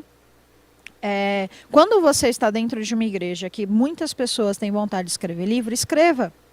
Porque quando você está fora de uma igreja e as pessoas decidem fazer o mal, tem um monte de gente fazendo junto. Então por que nós estamos juntas aqui no clube da Luluzinha e não pode sair 15, 16, 17, 25 escritores dessa igreja? Aproveita, todo mundo que está aí com o livro fora da mente e fora do papel, tira da mente e coloca no papel. Não estou profetizando não, estou falando que o Espírito Santo está ficando bravo com vocês. Glória a Deus. Viu, Sara? Aleluia, glória Amém. a Deus. Então eu fiz um plano, quarta-feira é um dia muito difícil para mim, porque eu trabalho de manhã, de tarde e de noite. Então eu escreveria segunda, terça, quinta e sexta. Eu não escrevo sábado e domingo, porque além de ter as atividades na igreja, eu preciso de tempo de descanso. Eu preciso descansar. O meu corpo precisa de descanso. Então eu sempre planejo os meus descansos. Com isso eu escrevi o livro em 3 semanas. O livro ele ficou pronto. O livro é um livro que eu falo, eu vivi tudo que está nesse livro? Graças a Deus, não. Mas eu fui curada de tudo que está nesse livro. Com certeza eu fui. Primeiro capítulo, eu não comecei pelo primeiro capítulo, eu coloquei todos os títulos e comecei pelo capítulo 6. Capítulo 6 fala sobre vazios. Pessoas que sentem vontade de morrer porque a vida não faz sentido, porque é um completo vazio. E todos os capítulos, já a partir da introdução do livro, eu sempre falo que o suicídio é um plano de Satanás. Então, se você tem pessoas com planos de serem grandes pessoas, porque a Bíblia fala que desde o ventre nós somos escolhidos, nós somos consagrados a Deus. Então, ele pega ali desde o ventre, é a rejeição paternal, muitas vezes rejeição maternal, que é ali o próprio abandono, ou a pessoa está presente, mas nunca demonstra amor e afeto por aquela criança, ela nasce com aquilo. Você tem os abusos, você tem as traições, você tem diversas situações que no final a pessoa acha que só tem um final, que é o próprio tirar a própria vida, que é o suicídio. Então o livro ele trata propriamente disso. Ele trata sobre vazios, ele trata sobre sim, não é específico para isso, mas nós falamos sobre o desejo de utilizar drogas e álcool e até mesmo o vício em compras para tentar preencher vazios. Fala sobre traição, fala sobre abuso. Aqui eu falo muito sobre o abuso feminino, mas de uma forma que é abrangente também, porque uma das coisas que eu aprendi, um homem que foi abusado, ele não aceita falar com uma mulher. Só que ele também não aceita falar por um homem que não saiba o que ele está sentindo. Então é praticamente uma pessoa que você não tem acesso, que você não consegue tratar. Porque os hormônios dela e a própria essência dela acaba, por mais que ela tenha ali uma confusão de gênero ou uma decisão mesmo de gênero, você não tem acesso. Então, para evitar esse tipo de confusão, eu acabei chegando à conclusão de que eu não tinha estrutura para falar abertamente sobre isso. Mas talvez, se tiver algum homem que passou por essa situação e tentar experimentar, quem sabe não encontre a mesma solução. Mas que seja algo que seja extremamente voluntário. Eu nunca prometi resolver problema de ninguém. No final de cada capítulo eu falo, procure ajuda, porque você precisa de ajuda. Então tem todos esses pontos. Mas escrever esse livro foi basicamente isso. E depois para publicar também foi assim, difícil em situações que não precisavam ser difíceis. Eu demorei 3 semanas para escrever e levou quase 3 meses para ele ser publicado. Mas amém, no final ele chegou, ele está aí. Eu já tenho recebido feedback que eu sempre tive no meu coração. Se for para escrever autoajuda, eu prefiro escrever ficção científica. Eu gosto mais de ficção científica. Eu me identifico mais com esse público, com esse gênero. Então que esse livro seja um livro livro que ele realmente possa ser uma arma para tirar as pessoas do desejo suicida. E graças a Deus eu já tenho tido retorno que está gerando ali uma cura. Às vezes pessoas que nem tinham propriamente o desejo suicida, mas já há um problema ali paternal ou com alguma situação e Deus já tem cuidado. Que já ia gerar, né, talvez esse sentimento, né? E o livro já vem como essa chave de antecipação para algumas coisas, né? Fechar realmente aquela porta, né? Exato. E qual desafio você encontrou, né, construindo esse livro, que você possa compartilhar? Olha, eu acredito que o próprio desafio é aquele medo de não vou dar conta. É o medo de não vou dar conta. Porque quando você fala com uma pessoa que ela está sem esperança, com desejo de morte, se você está falando que tem algo para ela que vai dar esperança, você tem que dar essa garantia. Porque muitas vezes ela pega as últimas forças que ela tem e fala, não, eu vou encontrar a solução nisso, e se ela não encontra, era melhor que ela não tivesse nem tido a esperança de ter mais uma chance. Então, eu acho que o medo, assim, medo eu já não vou dar conta. Eu não vou dar conta de entregar um conteúdo que seja eficiente, eu não vou dar conta de receber o retorno, porque quando é da Nasci para Deus, inclusive falei isso hoje com a Jurema, eu nem penso, Jurema, resolve. É por isso que eu não quero ser pastora, porque aí eu que vou ter que resolver, gente. Mas continuando a história, eu posso passar para outras pessoas, mas tem pessoas que nem evangélicas são. Estão procurando para falar sobre o livro, porque elas compraram, ou porque alguém presenteou. E aí eu vou ter que resolver, aí não tem como.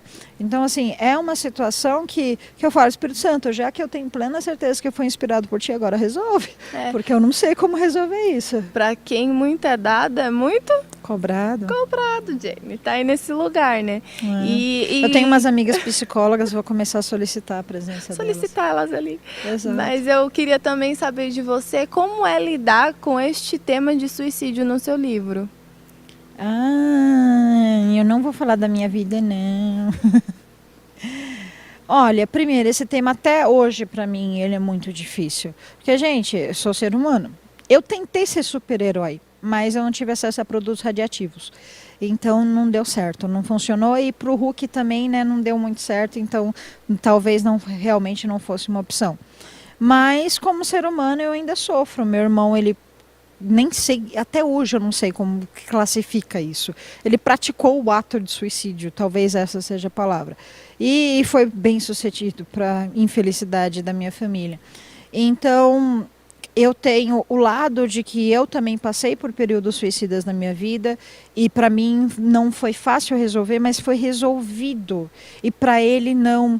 E aí tem aquela culpa, eu não vi, eu não percebi, eu não soube de tentativa, eu só soube quando ele conseguiu. Então tem esse lado de culpa.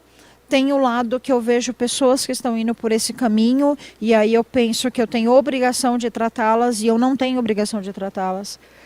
E isso para mim também é muito difícil, porque quando você tem razão numa situação, você fala, criatura, eu passei por isso na forma atentada, eu passei por isso na forma consumada, eu sei que não vai dar certo, você precisa de ajuda, a pessoa não ouve, é difícil entender por que ela não quer ajuda.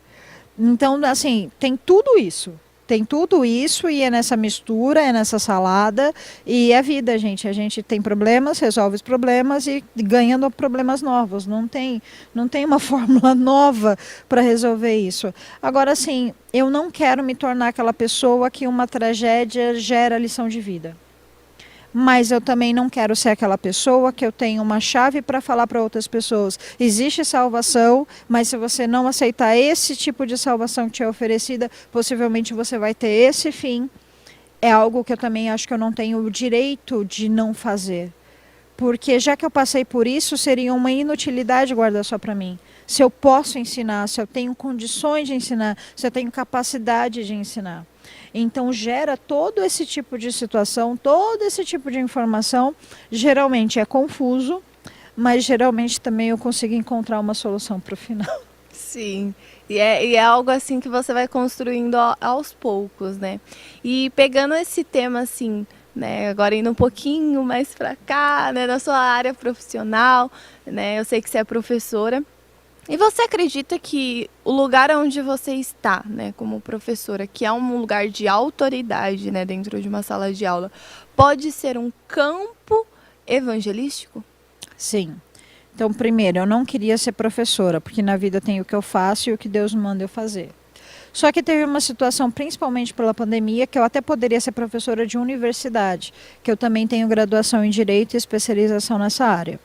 Só que as coisas aconteceram de tal forma que eu escutava, a resposta era o seguinte: você tem um currículo tão bom que nós não podemos te contratar. E eu falava, onde que isso é desculpa, gente? Não existe currículo tão bom a ponto que você não possa contratar. Mas tudo bem, depois de muito insistir, eu entendi que isso era algo de Deus. E eu também tenho licenciatura, eu me formei em Química em 2009.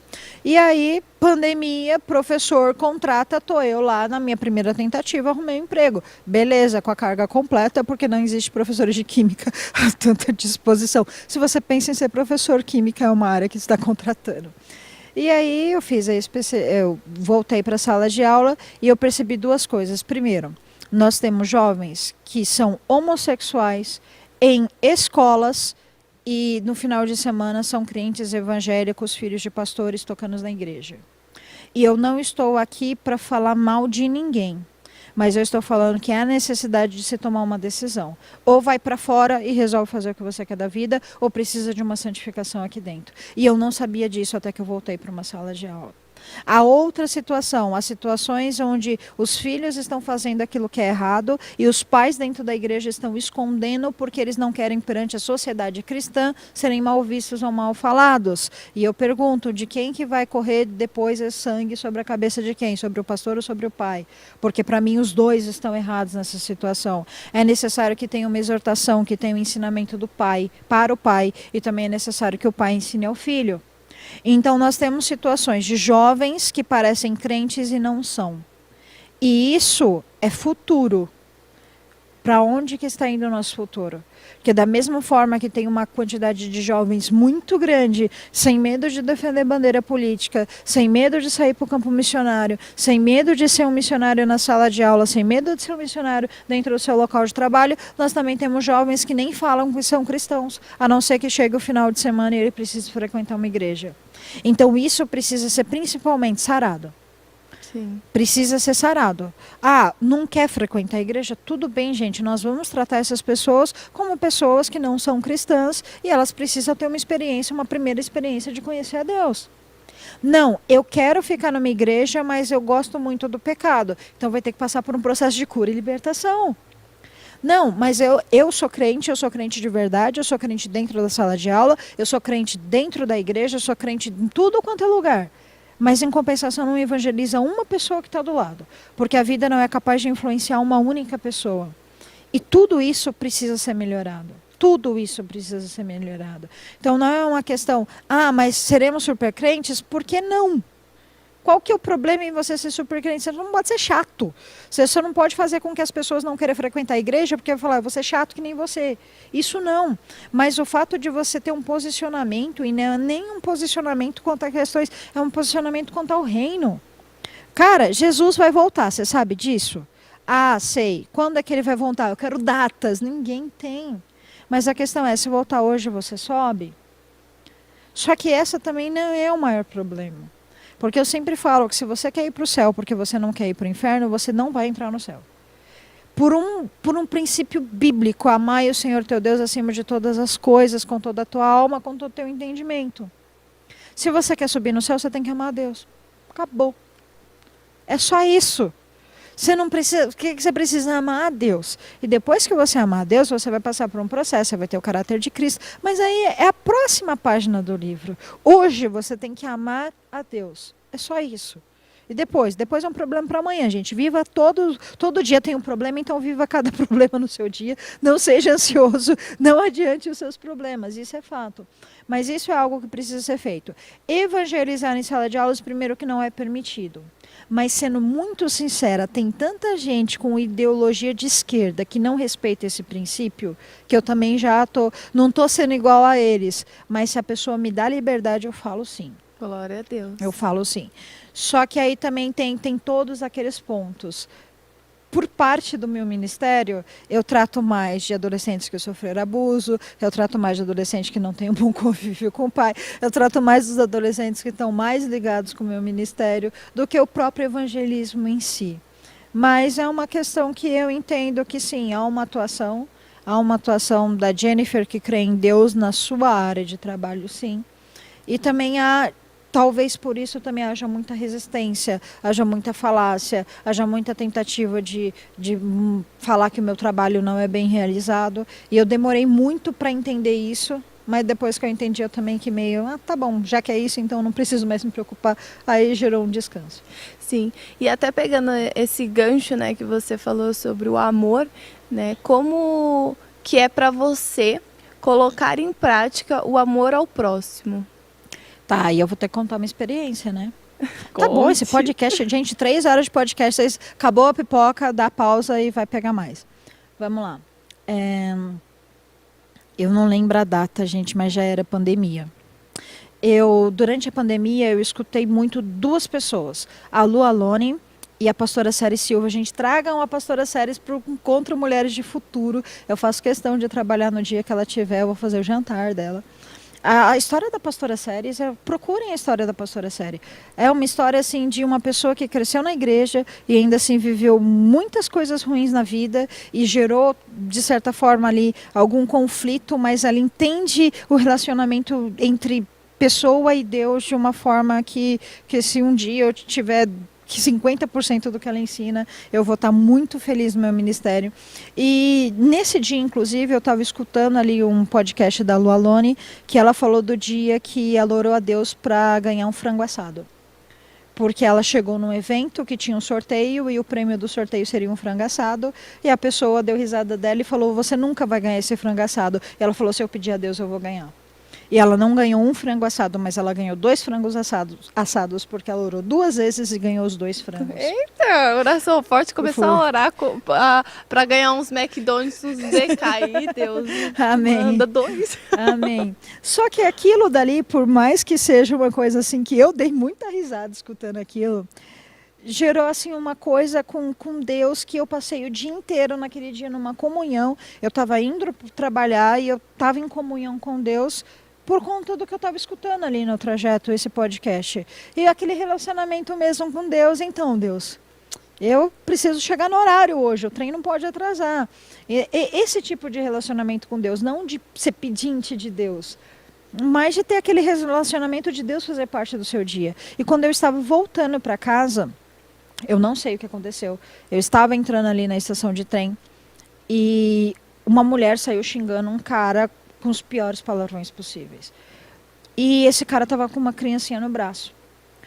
E depois de 3 minutos que eu estava no trem, é uma situação difícil de se ver, você viu um homem chorando aos prantos por algo que aconteceu.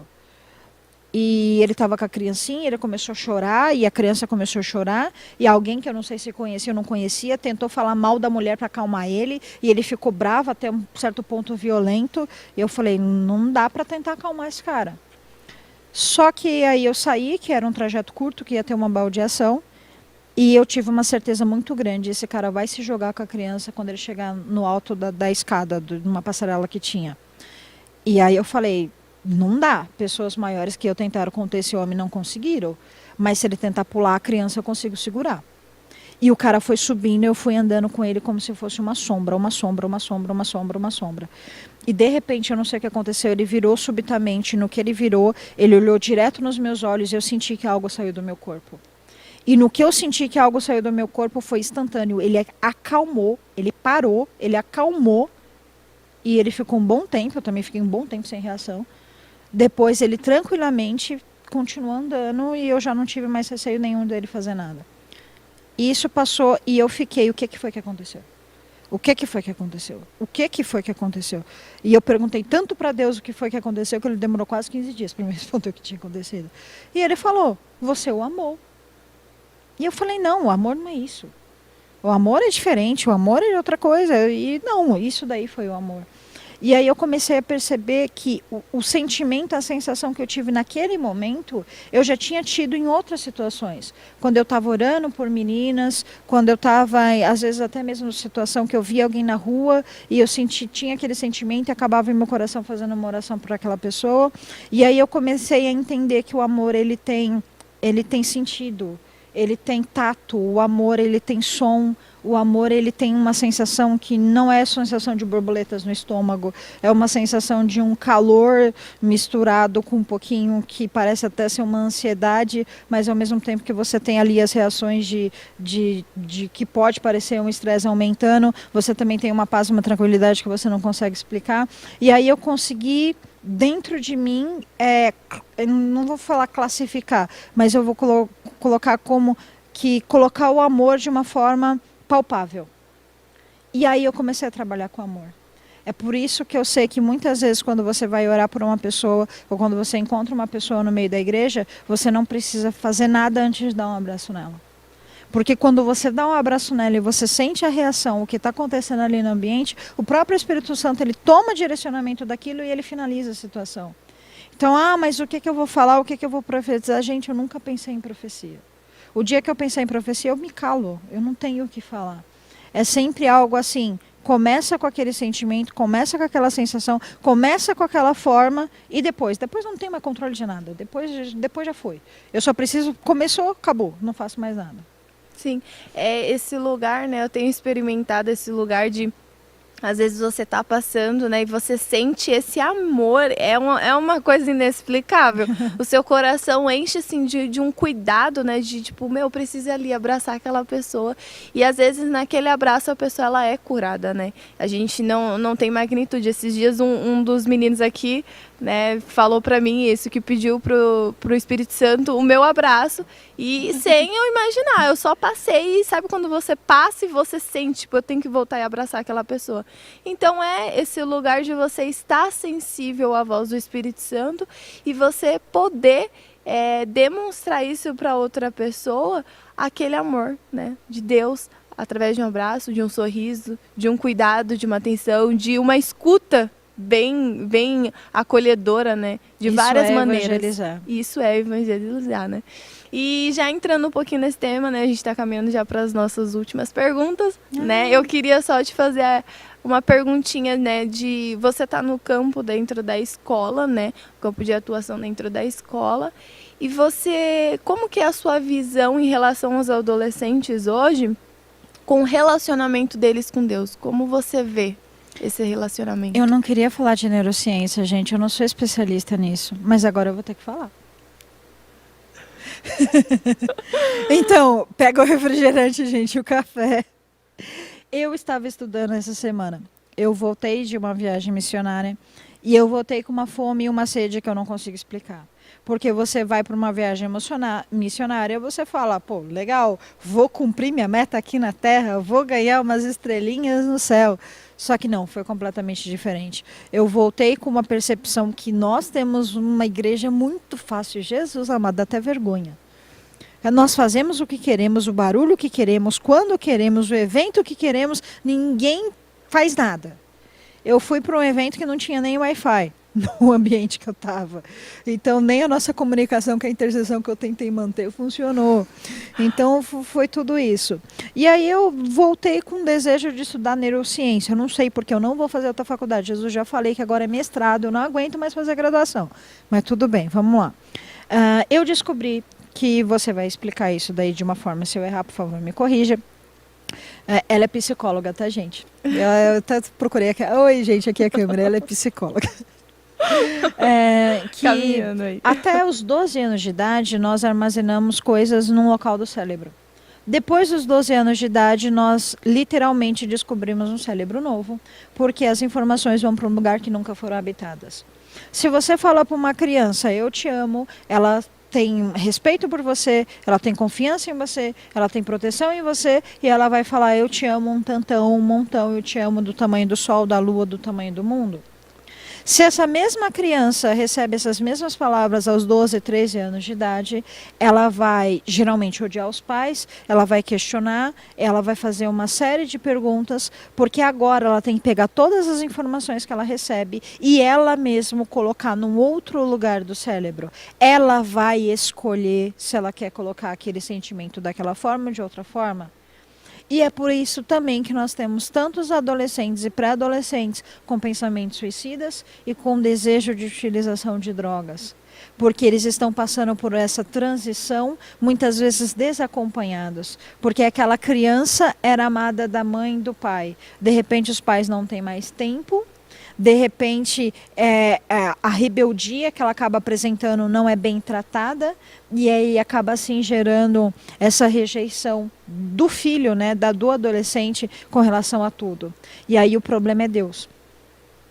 Porque se você falar para uma criancinha, Deus criou todas as coisas, Deus te ama, Deus tem a vida eterna, ela vai falar, tá bom. Agora um adolescente fala por quê? Como? Quando? E eu falo isso de maneira geral, e eu falo isso porque eu fui uma adolescente em igreja. Não estão nem aí para esse tipo de coisa. Eu lembro que uma vez eu cheguei para questionar uma professora minha, falando por que eu orava tanto a Deus pedindo os dons espirituais e Deus não me respondia. E a resposta que eu tive é porque eu orava errado. E aquilo dali me atrasou anos da vida, porque como é que você dá uma resposta errada dessa para uma criança? Não faça isso. Se você não sabe, fala, não sei. É bem melhor. Porque eu orava, gente, e eu não orava errado, eu orava do jeito que tem que orar. Eu orava certo sem nem saber se era certo. Mas isso não é resposta. Se você falar que a resposta é errada, então fala como que é o jeito certo. Então tem todo esse tipo de informação e todo esse tipo de situação. E hoje o que você tem é sim, alguns adolescentes que eles têm estrutura para tomar a própria decisão. E outros que são jogados na igreja e falam, fica, você é filho de crente. E esses, infelizmente, eles não têm grandes chances.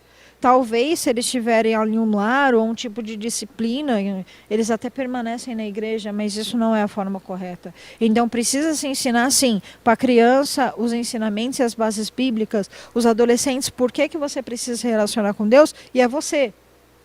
Eu respeito a tua opinião, eu respeito os seus pensamentos, eu respeito as suas decisões, então tá aqui, ó, Cristo é isso, Cristo é isso, Cristo é isso, Cristo é isso. Decida você o que você quer da sua vida. E aí sim ele vai poder dizer que ele realmente escolheu a Deus ou que ele não escolheu a Deus. Só que as pessoas elas têm tanto medo de falar não, eu não escolho Deus, porque elas simplesmente não têm argumentos. Porque ele nunca vai falar, eu decido não escolher Deus. Simplesmente só isso. Ele sempre vai falar, eu decido não escolher a Deus porque o meu pai vai para a igreja e ele não é uma boa pessoa, então eu não quero ser que nem ele. E aí você vai combater essa resposta primeiro tratando o pai. É todo esse tipo de coisa, todo esse tipo de situação. Então, assim, o relacionamento que os adolescentes têm com Deus é muito simples, eles não conhecem Deus. Não tem né, esse conhecimento. Não, eles não sabem quem é Deus. Da escola. E eu fico muito feliz, né, da visão da nossa igreja. Como você falou, a gente tem um acesso muito legal com os nossos pastores para uns projetos legais, né, sim, como para a sociedade.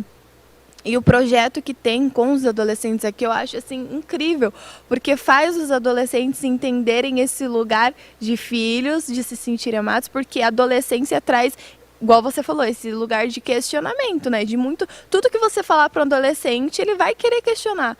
Mas a partir do momento que você vai trazendo as respostas para ele de quem é Deus, ele vai construindo um lugar de intimidade com o Espírito Santo, com Deus. E eu vejo muito isso na nossa igreja, né? Com o trabalho com os adolescentes. O lugar não só de deixar eles avulsos, mas é o lugar de trabalhar as respostas de quem é Deus, né? E isso eu posso até falar de hoje. Eu cheguei mais cedo para uma reunião do louvor e não sei o que teve aqui na igreja, mas tinha um grupo de adolescentes lá embaixo.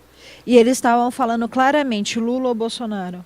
E eles estavam argumentando entre eles por que deveria votar em quem deveria votar e ninguém votava ali. Ninguém tinha idade para votar. Eu falei, gente, é isso, é isso. Pronto, não é enfiar conteúdo e falar se vira, você tem que ter obrigação de fazer isso, porque senão você não vai para o céu. Não é assim que se ensina. É dar as ferramentas para eles e deixa que eles que resolvam, eles resolveram. Tá todo mundo amigo aqui, não vi ninguém brigado para casa.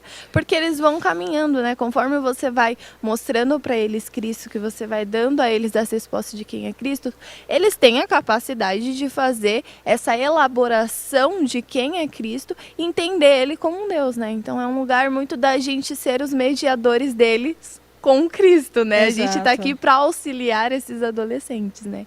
E já caminhando para o nosso final, vocês de casa falam, vamos agora para o bate-bola, né? Bate-bola. É aquele que eu vou bate-pronto, né? Eu vou falar e aí você já me fala na hora, tá? Não sei assim. fazer isso, mas a gente tenta. É assim, vai e foi. Um versículo bíblico. Ruth 4:17. Que é aquele que fala que então Noemi, eu não sei o texto de cor, gente, eu não decoro o texto, tá? Intercessor não sabe texto de cor, não, pelo menos eu não sei.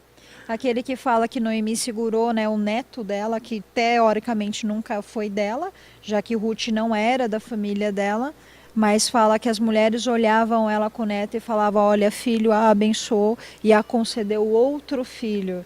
Então eu gosto muito desse texto porque a história de Noemi é tragédia do começo até o meio, porque no fim ela foi restaurada. Glória a Deus. Uma pessoa da Bíblia. Não tem, gente, uma pessoa da Bíblia. Eu gosto de Esther, eu sou apaixonada por Ruth, eu gosto de Daniel, eu gosto de de Jeremias, mas é um pouquinho mais de compaixão. Agora eu brigo muito com Paulo. Com Paulo a gente treta bastante. Um livro. Um livro, eu não posso falar o meu. Disseram que eu não posso falar com o meu, mas Cartas de Satanás ao Suicida é um dos melhores livros. Gente, eu vou falar um livro que nem é de crente, tá? Mas A Ilha do Tesouro é um baita de um livro. Eu li 2 vezes. Tem, sei lá, 400 páginas esse livro. Eu gosto muito de histórias, assim, de ficção e esse é um dos melhores. Um filme. Um filme. Olha, filme eu gosto bastante de desenho. Eu não gosto de filme que as pessoas morrem no final. Tem A Culpa é das Estrelas. Não assista esse filme, você não vai perder nada. Mas eu gosto mesmo de Interestelar. Ah, top. Esse é E bom. uma frase que você leva para sua vida. Você promete não rir, tia? Prometo. Continue a nadar, continue. Você falou que não ia rir. Mas é porque eu amo essa frase. Continue a nadar, continue a nadar. É a vida, né? A gente tem que continuar e continuar com Cristo. E nós chegamos, né, ao fim de mais um podcast. Eu agradeço, né, por vocês terem chegado e esperado até este final conosco aqui, ter escutado os compartilhamentos, né, da Jenny. E eu te espero no próximo podcast conosco, no próximo episódio. Muito obrigada a todo mundo, muito obrigada a essa incrível pessoa que veio aqui, a Jenny, essa intercessora incrível, né? Que Deus possa te abençoar cada vez mais, né? E retornar para este lugar. E que Deus abençoe a vida de vocês e um super beijo. Você quer falar mais alguma coisa? Tchau.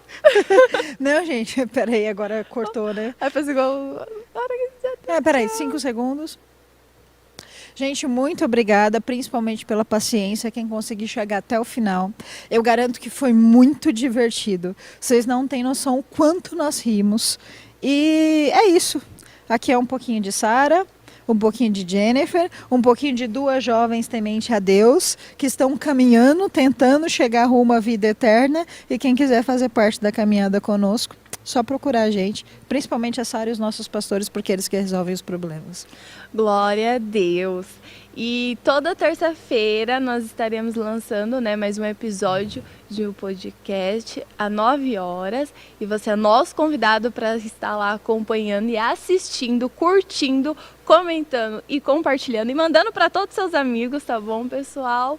E seguem o nosso Instagram, @jovensingol, que vocês possam estar lá seguindo, acompanhando cada publicação, né?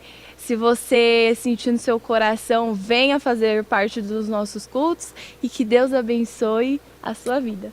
Um beijo.